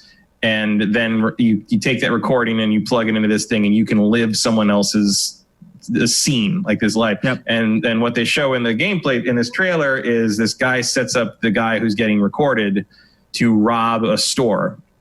And the idea is like, oh, you'll pump you up with some drugs and that gives you a bigger rush when you play it back in the brain dance. And he runs in and he robs the place. And as he's running out of the store, he gets shot. He dies. And the player like jumps back to reality where V, the player character, wakes up and is like, what the hell? Like, he's like, and here's the thing I like the most about this part actually is that his problem is not that he got killed, is that he felt the guy who died's hopes and dreams as he died, which is like, that's a great cyberpunk little sort of like nugget where I was like, he's like, it was too intense. Like I felt his like existential despair at dying basically. And so then the girl you're with shows you, okay, here's how you go back in the brain dance thing. We're going to edit this thing and look at it. So you can like pull back and see in third person and look at all the sounds in the world. Cause like, it's not just using the guy's brain. It's using like everything that's gathered by his senses. And then you can use sort of like the constant, like, internet network and camera network that's threaded through the entire city to like pinpoint that same time. And like, if so, like you're trying to figure out who shot him. and because he didn't see him because it was from behind, but you see like, oh, there's a camera up above the door where he got shot. We can go back, see and like tap into that camera and see on the screen that the clerk has what that shows, and then you see that he was shot by the guy who planned the thing to begin with, and she's like, well, it was because people getting killed or what they call flatlining is a big deal in like black market brain dance markets, is because people want to know what it's like. They want to experience it. Yeah. And so that's the tone of this game. And she comes out and she's like, it's a shame we only use this for porn, basically, because this tech is, but it's a really interesting way to kind of do, like, you can clearly tell you'll be using this gameplay element to solve mysteries and sort of reconstruct crime scenes and figure out what really happened in certain situations where you weren't there, but the eyes of the city were. Yep. And that's pretty cool stuff. But I also think it's such a very specific gameplay element that I feel like you probably got like 5 more like things like this in the game in terms of like a little subsystem of the game that is a cool little cyberpunky thing that you could focus on for each future episode of this. Yep. So that was a big thing, brain dance. The other big thing that they announced is that there are 3, I guess you would call them classes, but they're really not classes because they're not predefined. There are 3 characters you can sort of start the game as. There's the nomad who starts the game out in the desert, which is kind of crazy. Out in the Badlands. Yeah, it's like Mad Max. I mean, it looks totally like Mad Max. And all 3 have their own separate prologues. Mm-hmm. Where you start out and the game starts completely different depending on the one that you choose. And they said it lasts... It's got a Dragon Age Origins thing going on. And they said it lasts like an hour typically before you finally get to the same point in the game where everyone's going to join up. Mm-hmm. But there are 3 different classes. There's the nomad, who is like the typical Mad Max dude out in the desert guy. There's the street kid who grew up in the roughest parts of the city. And then there's the corpo, who were people who worked in corporate America. And they are more likely to be able to be assimilated back into a normal job. So depending on which of those 3 that you choose, it doesn't impact you all that much. You still have a lot of leeway in how you can build your character. And that was one thing that they stressed over and over is like, don't lose your mind picking one of these 3, because ultimately you can still pretty much build the character that you want with augments and things like that. So I think that's kind of a perfect system, if you ask me. You have kind of a themed look for your character, but you're not really kind of hogtied into a very specific upgrade path. Yeah, I mean, it reminds me of Dark Souls to some degree, where like your starting quote unquote class is really just how would you like to sort of start off this with? What do you want to kind of look like? Like what would you like? Not even what would you like to look like, but like what would you like to have an advantage in? From like step 1. Yep. And then you can deal with what you really want to become as the character later. Yep. So it's like that's a good way to do it. It's also like a good way to kind of give you multiple entry points into this world. Like I like that idea too. Is like, you know, because people like different things about Cyberpunk and about just like who they want to play in a game like this. And like, you know, maybe you want to be more of a Mad Max thing. Maybe you want to be a street rat, kind of running through the neon streets. Like that's, you know, and giving you that option is good, and it gives you a little more feeling of ownership over the character. So I think that's all a cool way to approach it. Especially it's interesting because what was one of the questions I think we had early on about this game was like, certainly you've brought it up, is like, you know, CD Projekt Red has never really made a game with a player-made character. It was always Geralt, and Geralt has changed over time, but he was always Geralt. Yeah. And so kind of like, how will they handle player choice on this has been a question for like almost the whole time we've been waiting for more and more info on this game. And it feels like in that regard, they've kind of nailed it. I have my own questions about some of the character creation stuff, which feels weird. Like the customizable schlongs. Oh no, I think that's great. My question is more like, I think they will change this because of the response, but like some of the gender things are oddly structured. Like that's not an easy topic to tackle. Let's be honest, though. No, but like here's the thing: like you do not have to make it so if you pick a deep voice, your character is a man, and you pick a high voice, your character is a woman. Like why not just let me Yeah, why not whatever just I let want? them choose? Like, especially in like a cyberpunk situation where like cyberpunk is just such a gender fluid genre in general, because it's all about modification and expression. Yeah, I mean, do you even really have a sex after a while? Like, I mean, you can be whatever you want at this point, and like you augment your wang. Yeah, like there's plenty of cyberpunk stories that involved exactly that. I'm sure. And there's a Rick and Morty episode about it. And so I just don't see any reason not to free up the choice on that. Like, let someone pick be a male or a female or non-binary, whatever, and choose whatever voice. I mean, Saints Row 3 did that 10 years ago, and that was a gag game that's supposed to be making fun of GTA. Like, why are they more ahead of that than these guys are? Like, and some of that might just be you don't always know what the audience wants until the rubber meets the road, so to speak. Yeah. So I feel they got enough months to change that if they want to. And so you're right. There wasn't a lot of big stuff announced, but there was quite a bit, kind of a little tidbits that either was in their presentation or ended up being disseminated out of the previews, because the press got to play the game for 4 hours. So they added some color to what CD Projekt Red kind of supplied as baseline, which is encouraging to your fantasy team, I would say. Yes, that is true. That they got to play a 4-hour GeForce Now as well, so it showed that it could be streamed.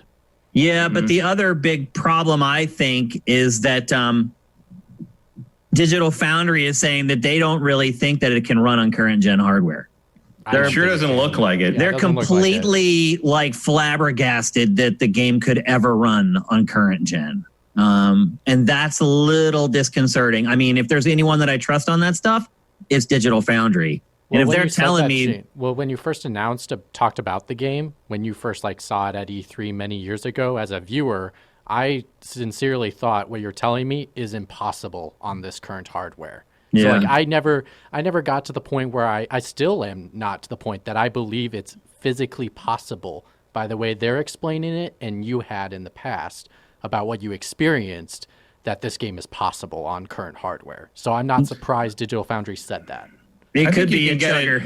I think you can get it on like the Pro and the X. I don't know if I even want to see what this looks like on a vanilla Xbox One. Or, oh God, I can't imagine on a launch Xbox One. I can't imagine what Halo Infinite's going to look like on a base Xbox One. I know I've heard rumblings that it actually looks really good, but I still don't believe it. Like, I can't imagine any of these games running on base. I mean, more and more, I don't regret the push to November, because it really does seem like if you have the option, you want to play this on either a high-powered PC or one of the next-gen systems. Next gen. It sure looks that way.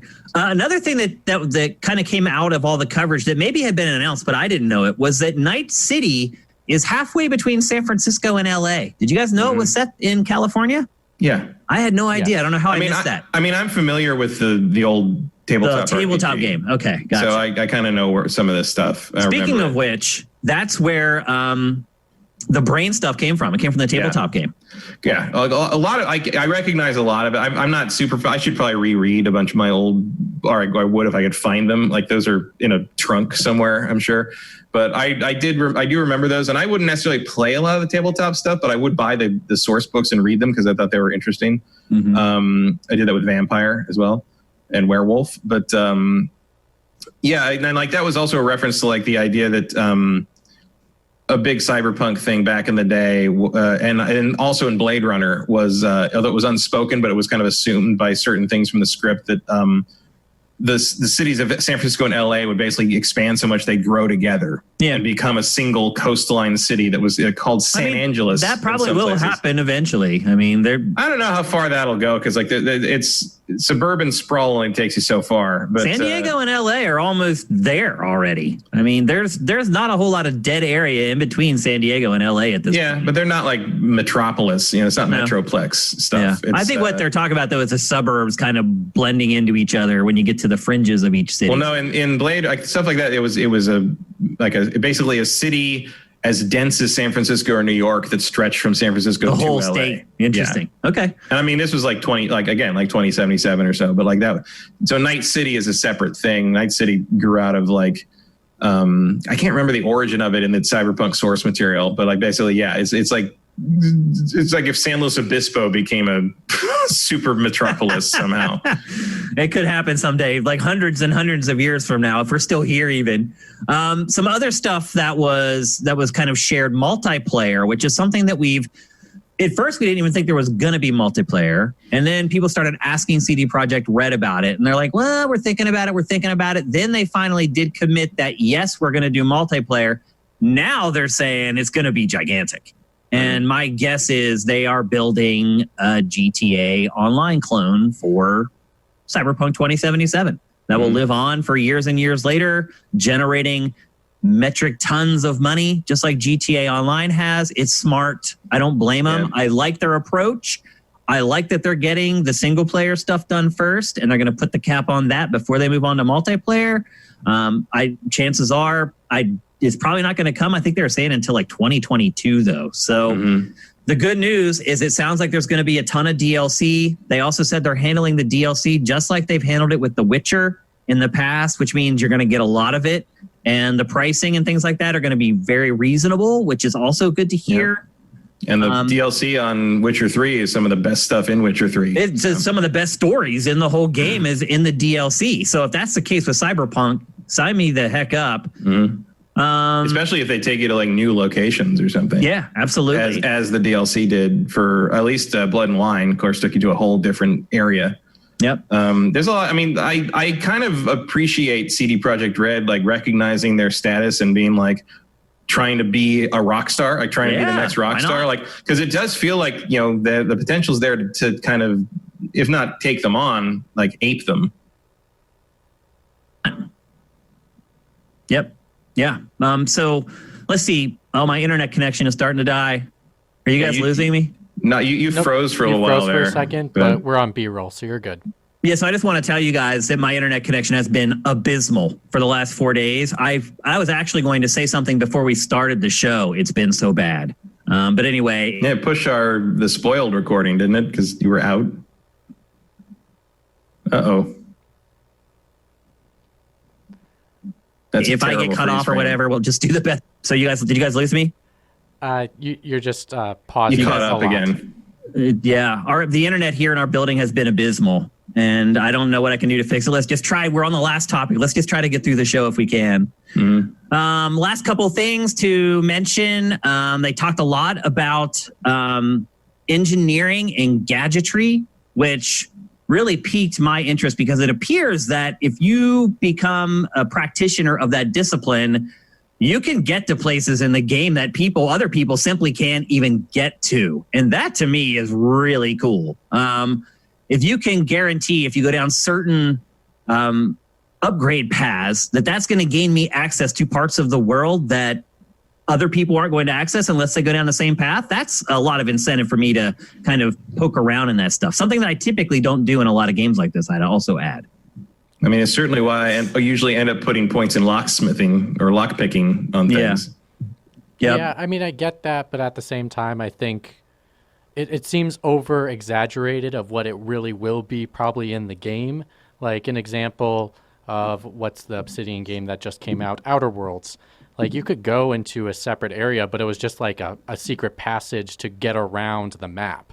Like I don't imagine that still can be handy though. It can be handy. I think just the way your tone, it sounded like it was going to open up this entirely new area that was like No, I just meant like, hey, there's this closet here that everyone else can't get into, but I can get in there, and what the heck's in there? Or there's this room that's in this building that's locked, and only certain people who have reached a certain level of discipline with their engineering or their hacking can get in there. I like that type of stuff, creating exclusive stuff for people who choose to take a particular route with their character. Definitely. It just motivates me. Anything else that was shown during this presentation that they got into the melee combat a bit, which was good because most of what we've seen before was just shooting. Yeah, that's true. Yep. What did you think about it? It looked pretty good. It looks pretty good. I mean, melee is probably not a huge element of this just because everything seems so gun oriented, but like in a game where, or at least a game system in a world where you're supposed to be able to pop blades out of your elbows, it does seem like it needs to be. I mean, that was one of the first things shown was that girl that has the blades kind of hooked out of her arms, which is like she was basically the cover of the old pen and paper stuff. Here comes Tiny 2K again, dropping those subs to all our watchers. So it looks good. I mean, it looks good in the sense I don't know how it feels to play, but it does look like brutal and dangerous. So like that's really what I'm after in this game is like everything should be like that's what I like about the look so much, outside from just sort of the neon drenched sort of cyberpunk 80s look it already has, is like all the violence and all the combat just has this like feeling of like just this feeling of this advanced tech just tearing you apart, like just tearing flesh literally apart. Like it's just it has this great like visceral feeling of like the technology is so far beyond what the human body can handle that if you aren't augmented, you're gonna die. Like you have no chance. You don't stand a chance in this world without it. You won't survive. Something they also showed off was they showed off making quick decisions. So like when he came out of the limo, you got to make a decision to whether punch a guy or just tell him to move out of the way, which I think I'm kind of happy. Some of these elements, they've been showing separate pieces, and I'm happy to see them. I kind of want to see them all together and just give me one mission. I think that's the biggest thing about this game so far is I don't know what the hell is going on. Like you're giving me little snippets. The first time they showed it to us is the press. There was that mission that they showed from the beginning. Yeah, I think that's press. But us as not press, we don't know anything. Of course you know, because they released it. They released it, yeah. Oh, I mean, but that one was... That was a mission. They even showed you all the different ways you could accomplish the mission and everything. But that was like 3 or 4 years ago. The game's probably has evolved. That was last year. Then. Was it last year? Yeah. That was last year. Yeah, they've done it both times. It ends with Keanu showing up. They've done it both years. The last two E3s they put out, the press got to see it first, and then later on they released it for everybody else. The thing last year was a story trailer, Matt. They showed off that trailer for the actual gameplay of it. I think it was 2 years ago. The thing they released a couple months after E3 was what they showed in the booth. Okay. They've shown missions. Like we don't know exactly the overall. Like we don't know how they connect together yet. Story connections, that's what I'm going for more of. I want to see it kind of more connected together because these separate pieces. I just don't know where it fits in the puzzle. You want to see the gameplay loop. You want to see what happens. I think you might be disappointed by that because I don't think they're going to give that away. No. I know. I not until you probably won't learn about that until like the week before reviews and maybe that'll be the last Night City. Episode. Probably, yeah. They'll show the whole gameplay loop. How do you get a mission? Completing the mission. What happens after the mission? That's really what's left, honestly. Of course, a ton of little maybe driving. Details. Like I bet one of the episodes will probably focus on driving. Well, they showed a good bit of that though with the Nomad class. Yeah, but I think like they'll do something that shows why it's special. What makes it like unique. And they did say kind of why you want to go out in the wastelands because that seems like a very different motivation than being in the city. They did say a big bulk of multiplayer is going to take place out in the wasteland, which gave me like this weird like Bethesda vibe. I was like, I don't know. Yeah, we don't have to worry about that for a couple of years. A bunch of times, and it hasn't really worked out. I know they've shown a bunch of little like pieces, but what would really be nice to be like is one day in the life. Because a lot of the elements they talk about aren't things that take place during missions. It's more of the cohesive life of the world and how conversations with random people, there's a conversation for every person. To like actually witness that, maybe a day in the life is probably the better way to like show it off. See, I don't want to see that. I don't want to see that until I play it. I'll be honest with you. I don't really need to see anything else. No, I don't. If I could, I would say I would not watch a single frame of this game. I'm good until it comes out. I'm like I don't signed, sealed, and delivered. I would, even if I didn't work in this industry, I would already have my pre-order in. I'd be ready. Yeah, I'm on the skeptic side. So for me, I want to see what I'm getting out of this. That's rare for you, Mitch. You're never the skeptic. I'll tell you what you're getting. I'll tell you what you're getting. You're getting the game of the year. Unless it doesn't come out this year, and then you're getting which is very possible. The last thing we want to talk about is the anime. Matt mentioned it earlier. For a lot of games do this. They either get a comic. This game is actually getting a comic from Dark Horse as well. Yeah. But a lot of games do this. They'll have a comic. They'll have like a little anime thing. This is the real deal, though. This anime is coming from Studio Trigger. They produced Kill la Kill. I think they did Little Witch Academia. I think was one of their animes. I'll take your word for it. It's not launching until 2022 on Netflix, but they got serious artists to work on this, serious producers. This isn't some little like fly-by-night thing. Like this could. No, this is on par with like the Animatrix. Like they went and got real people for this. I mean, this could have like a second season. That's like the type of project that they're working on. It's interesting how much of this, the tie-in stuff and like the multiplayer stuff is like targeted for 2022. Just because, not in the sense that I'm sad we got to wait, because that's fine, but it's just like it really feels like they are long hauling this thing. Oh, they are. Well, Matt, I mean, they've been living off The Witcher 3 for the last 5 years, so that's their MO. They're like Rockstar. I mean, I will say the biggest argument in favor of it coming out this year to save your fantasy team is that they have to want it out in 2020. Yeah, that's the name of the game. Yeah, the original game. I know. I don't know. I'm still thinking around the same 70% it comes out this year. I'll tack an extra 5% onto that because of this presentation, because it looks like at the very least the PC version will be done on time. I don't know about the others. It's feature complete. And also I feel like it will run fine on the next gen consoles. The question just becomes do they bite the bullet and kind of like release it and say like on PC and the next gen it's going to be great. For you current gen people, sorry. Like it's just, are they basically going to do with this what they did with Witcher 3 on PS4? It's possible. Like we'll fix it later. We'll get to it, and then they kind of fix it, and then it's like really the way to fix the PS4 version of Witcher 3 turned out to be to buy a PS4 Pro. That's the Bethesda model of doing things, I think. And Shane, I after this moved to 100% that this is coming out this year. I have no doubt in my mind they will not.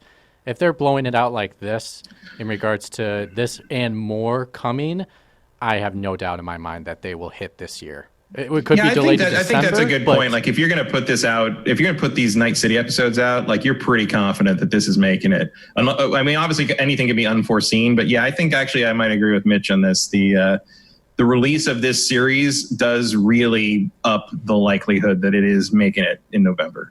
Yeah, because this was definitely all part of their marketing plan all along. Yeah. This is the final phase of the marketing plan where they do a monthly or whatever presentation where they show off the game as much as they can without spoiling stuff. And that appears to be what they're doing. So I wonder what the timeline in which we've been playing this game for 2 months already looks like. I know. Yeah. I mean, 2022, like I like that they're putting all this extra stuff way off. That might be a little too far off. That's a long ways away. I mean, if 2021 is like, you got like 2 major DLC packs like Witcher 3 had, or even maybe 3 spread out along the course of the year, and then you do a big multiplayer update in the first quarter of 2022, like that's solid. Like that's good. Yeah, can't argue with that. Because if you put it out 2021, you got to think about what Sony just showed off for first party and what they're releasing in 18 months, and it's a lot of content. So do people but you just be competing with multiplayer at that point, not campaigns. But they do have DLC that they're going to be trying to push along with that multiplayer. And so I think getting into 2022 is probably their easiest bet at the moment. Because people are gonna... they need the time, obviously. Yeah. They're barely going to get this thing wrapped up in time to get it out after it's already been delayed a couple times. So I think they're just giving themselves enough leeway. It may even be a case where the stuff comes earlier, but they're just basically setting expectations now so they don't have to answer for it in like 18 months or whatever. But we'll see. Either way, I think it's a smart plan. Hopefully they can execute on it and they can stick to the timelines and things like that. We shall see. But I am really, really excited for Cyberpunk 2077. Now, absolutely my most anticipated game. I hope it can trump The Last of Us Part 2. We'll see. Certainly a completely different type of game for sure. But I don't know. Like I'm although still just about as bleak in some ways. Yeah, I think there's a little more levity in Cyberpunk though. At least just going upon what I've seen of it played and the trailers that they put out. They try to crack jokes in every trailer. That's a pretty good sign because I don't remember any jokes in any of the Last of Us Part 2 trailers. So at least they're trying to make it a little bit more lighthearted. But you're right. It is going to probably be a really dark, really serious game. And by the time it comes out, I will be ready for another one of those. Right now, I am absolutely not. I need a little bit of a breather. Well, I don't know how crazy comedy Tsushima is going to be. Oh, I know, man. I know. I don't think there's going to be much slapstick in that one either. But I'll fight my way through gorgeous, man. It does. Only a couple weeks away now. Exciting. Yeah. Really exciting times. So there you go. That's Cyberpunk 2077. If they keep doing these, we'll keep talking about them, provided they keep supplying new information that's relevant to you guys. We'll keep you guys informed on this game. Of course, if you want to stay informed on it, the best thing you can do is follow the game at sifted.net. Just go to its game page, click the little gear next to the title, and select follow. Every piece of content that we ever curate for the game will pop to the top of your Sift until you turn it off. So a good way to follow it. If you don't have time to listen to GameFace every time or whatever, it's a good way to make sure you're staying in tune with everything going on at CD Projekt Red. So with that, it's time for our Q&A. I don't think I gave him the voice cue this time where I changed the tone of my voice because there are no questions in chat yet. There's a couple, I guess. Some hopped before, some caught it. There's a couple. Okay, here's ETH Demon. How do you think Google feels about CD Projekt Red using GeForce Now to allow the press to preview the game at home? Google has to be upset at them. I feel like that's probably Google's own fault. Yeah, if they had Stadia in a place where it could do something like that, they probably would have used Stadia. But they probably don't. They couldn't facilitate it. And GeForce Now was like, heck yeah, we'll do it. And off you go. Ultimately, it doesn't matter that much. Only us and the people in the chat right now even know that GeForce Now was used. Talk about inside baseball stuff. That's some inside baseball stuff. That GeForce Now was used to send the build to the press. So here's one from Mark Simpson, UK. If Cyberpunk is as successful as expected, could the next GTA be set in a dystopian future too? That's an interesting idea, but I don't think so because Rockstar does what it does, and it doesn't seem to like to deviate from that. And one of the things that Rockstar thinks makes it great, I would argue that that has not been true for a couple games, is their satire of modern American society, at least in the GTAs. Yeah. And giving that up to set it in some kind of future time, I think would be too much of a stretch for them. I think they're not going to be able to resist doing a GTA that directly targets Trump's America. Because they haven't had a chance to do that yet. It's been forever. Watched all this go on for, and a lot of that brought me over. Anyway, honestly, but if you're Rockstar and you're working on GTA 6 early right now, and assuming it's not set in the 80s or something, like some people rumor that it's a Vice City remake, basically.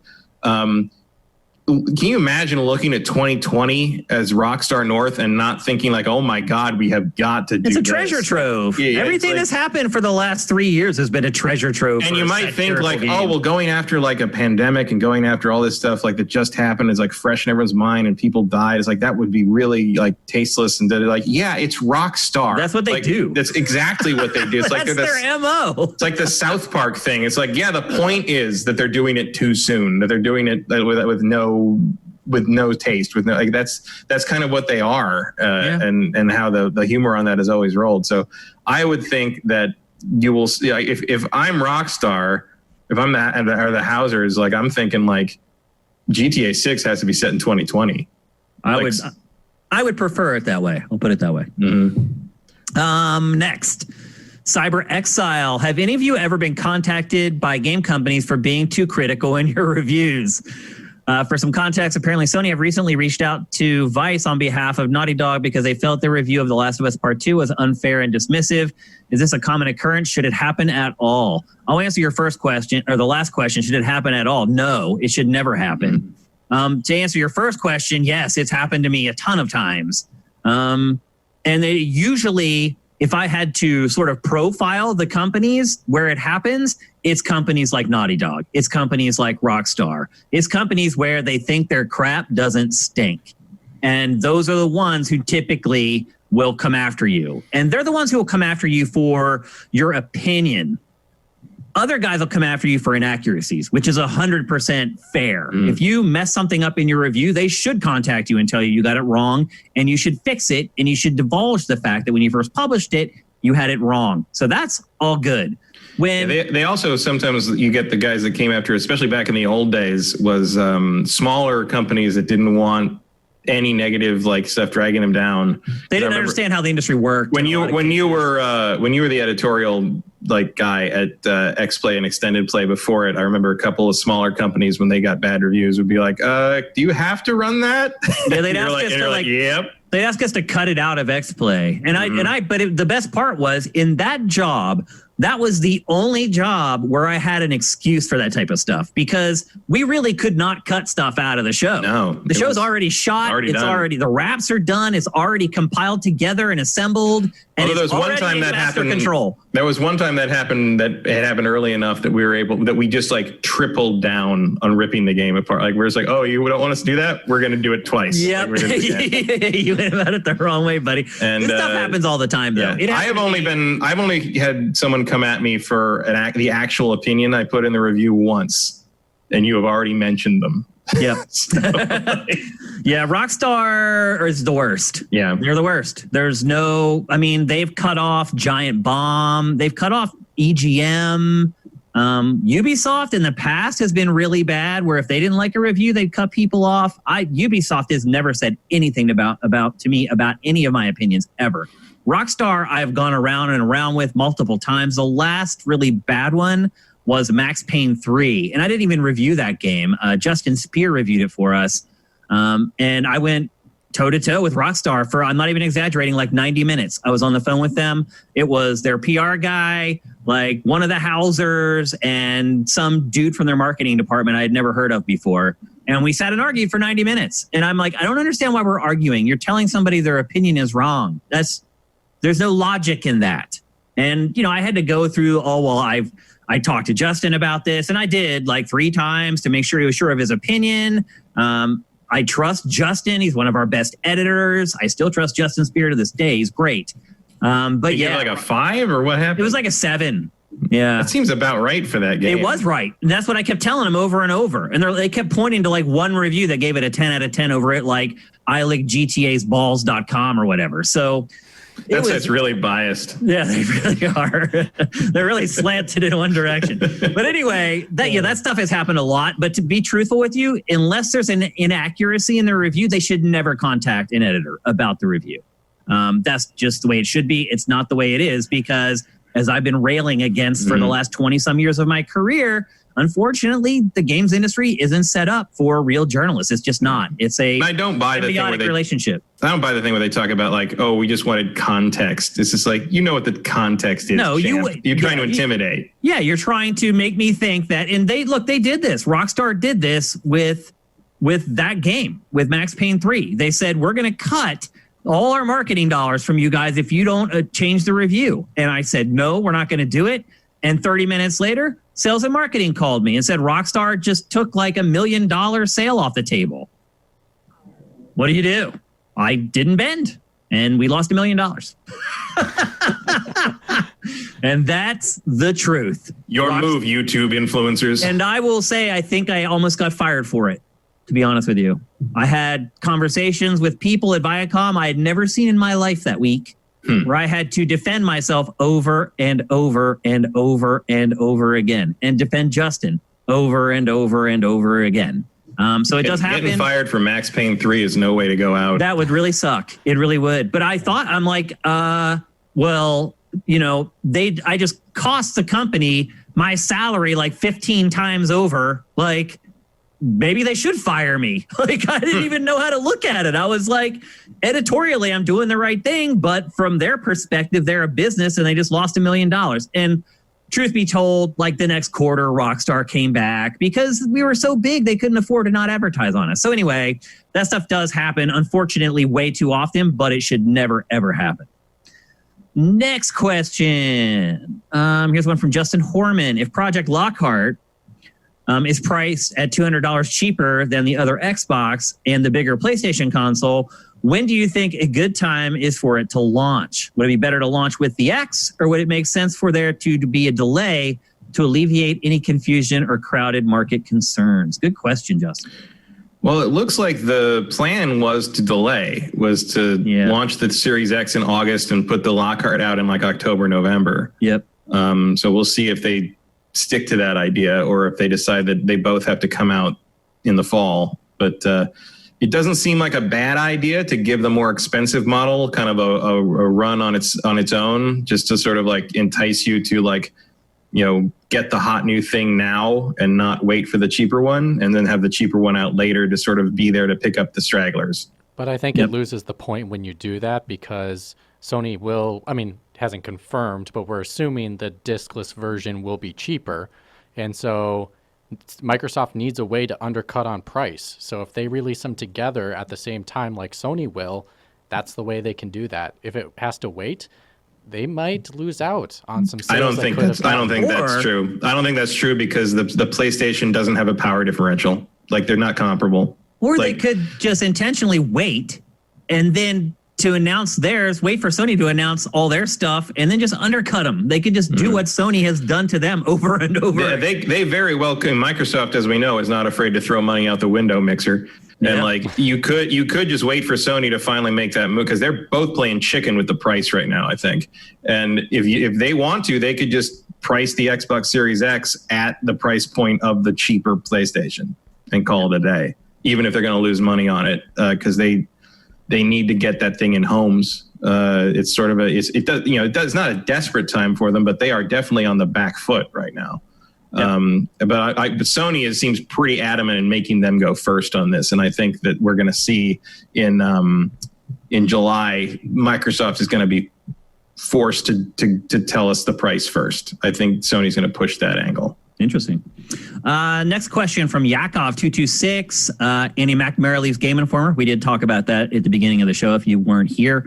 Not that Andy is the last journalist or anything, but where do you think game journalism is going?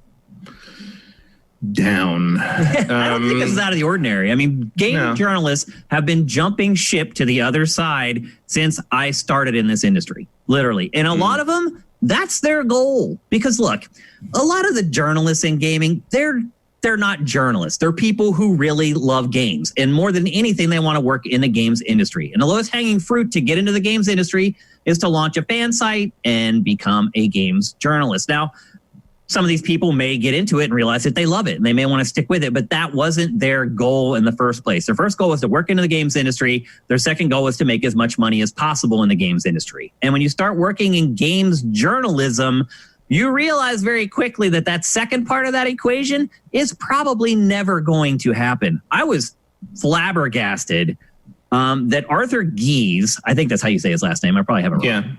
Yeah. He went on Twitter a week ago and he posted his salary from Polygon. Did you see that?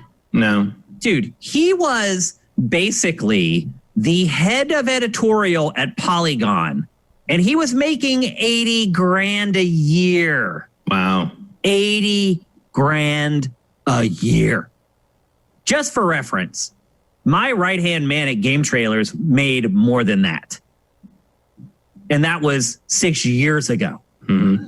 So if you're getting into this because you think you're going to strike it rich or you're going to live even comfortably, for most people, that is definitely not the case. No. The pay in this industry for journalists is minimal. And so that's why a lot of people, when they get into it, they didn't go to school for it. They're not journalism majors. They're like, this job is cool, but I'm making 40 grand a year and I'm working 80-hour weeks. So a lot of them just start immediately trying to figure out how they can make that jump. They'll start. Those are ones. Which, by the way, when people like talk about like game reviewers being paid off and like all this, like that's why we laugh, because it's not.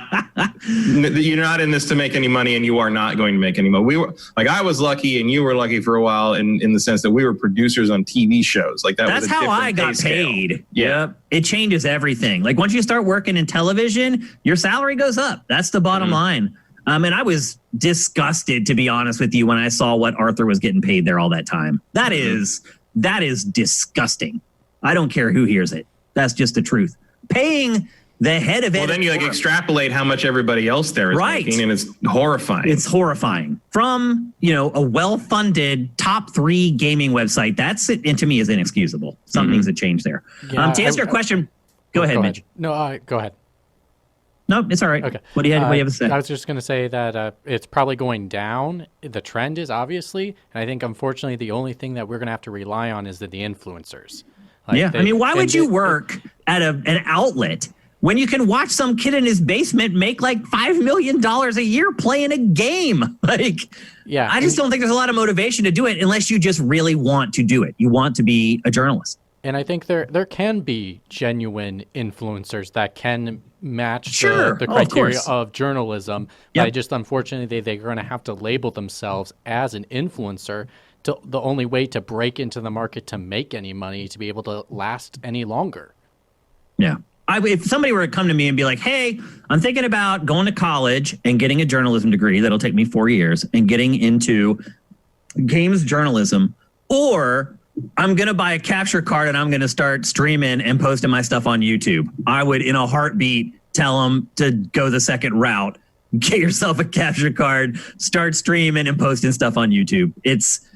The chances of you becoming successful at it are far more likely, one. And number two, if you do become successful at it, you'll make way more money than you'll ever make being a journalist, not just in games, but pretty much anywhere. So I guess I would just leave it at that. Derek D111, have either of you ever been to Space World in Japan back in the day? I went to the last 2 Space Worlds. I don't even know what it is. What is Space World? It was Nintendo's old convention, like their equivalent of Tokyo Game Show. Because they didn't go to Tokyo Game Show, they did their own show. I've never been to it because the first time I got to Japan for TGS was 2003. So I missed Space World. I went to Space World my first 2 years at GameSpot, and I have Jeff Gerstmann to thank for that. For whatever reason, he signed me up for both trips. And so I got to go to the last 2 Space Worlds ever. I got to go to the one where they revealed the crazy, mature Link fighting against Ganon scene. I was at the Space World where they unveiled Wind Waker for the first time, where they did the switcheroo and people's jaws dropped. It was...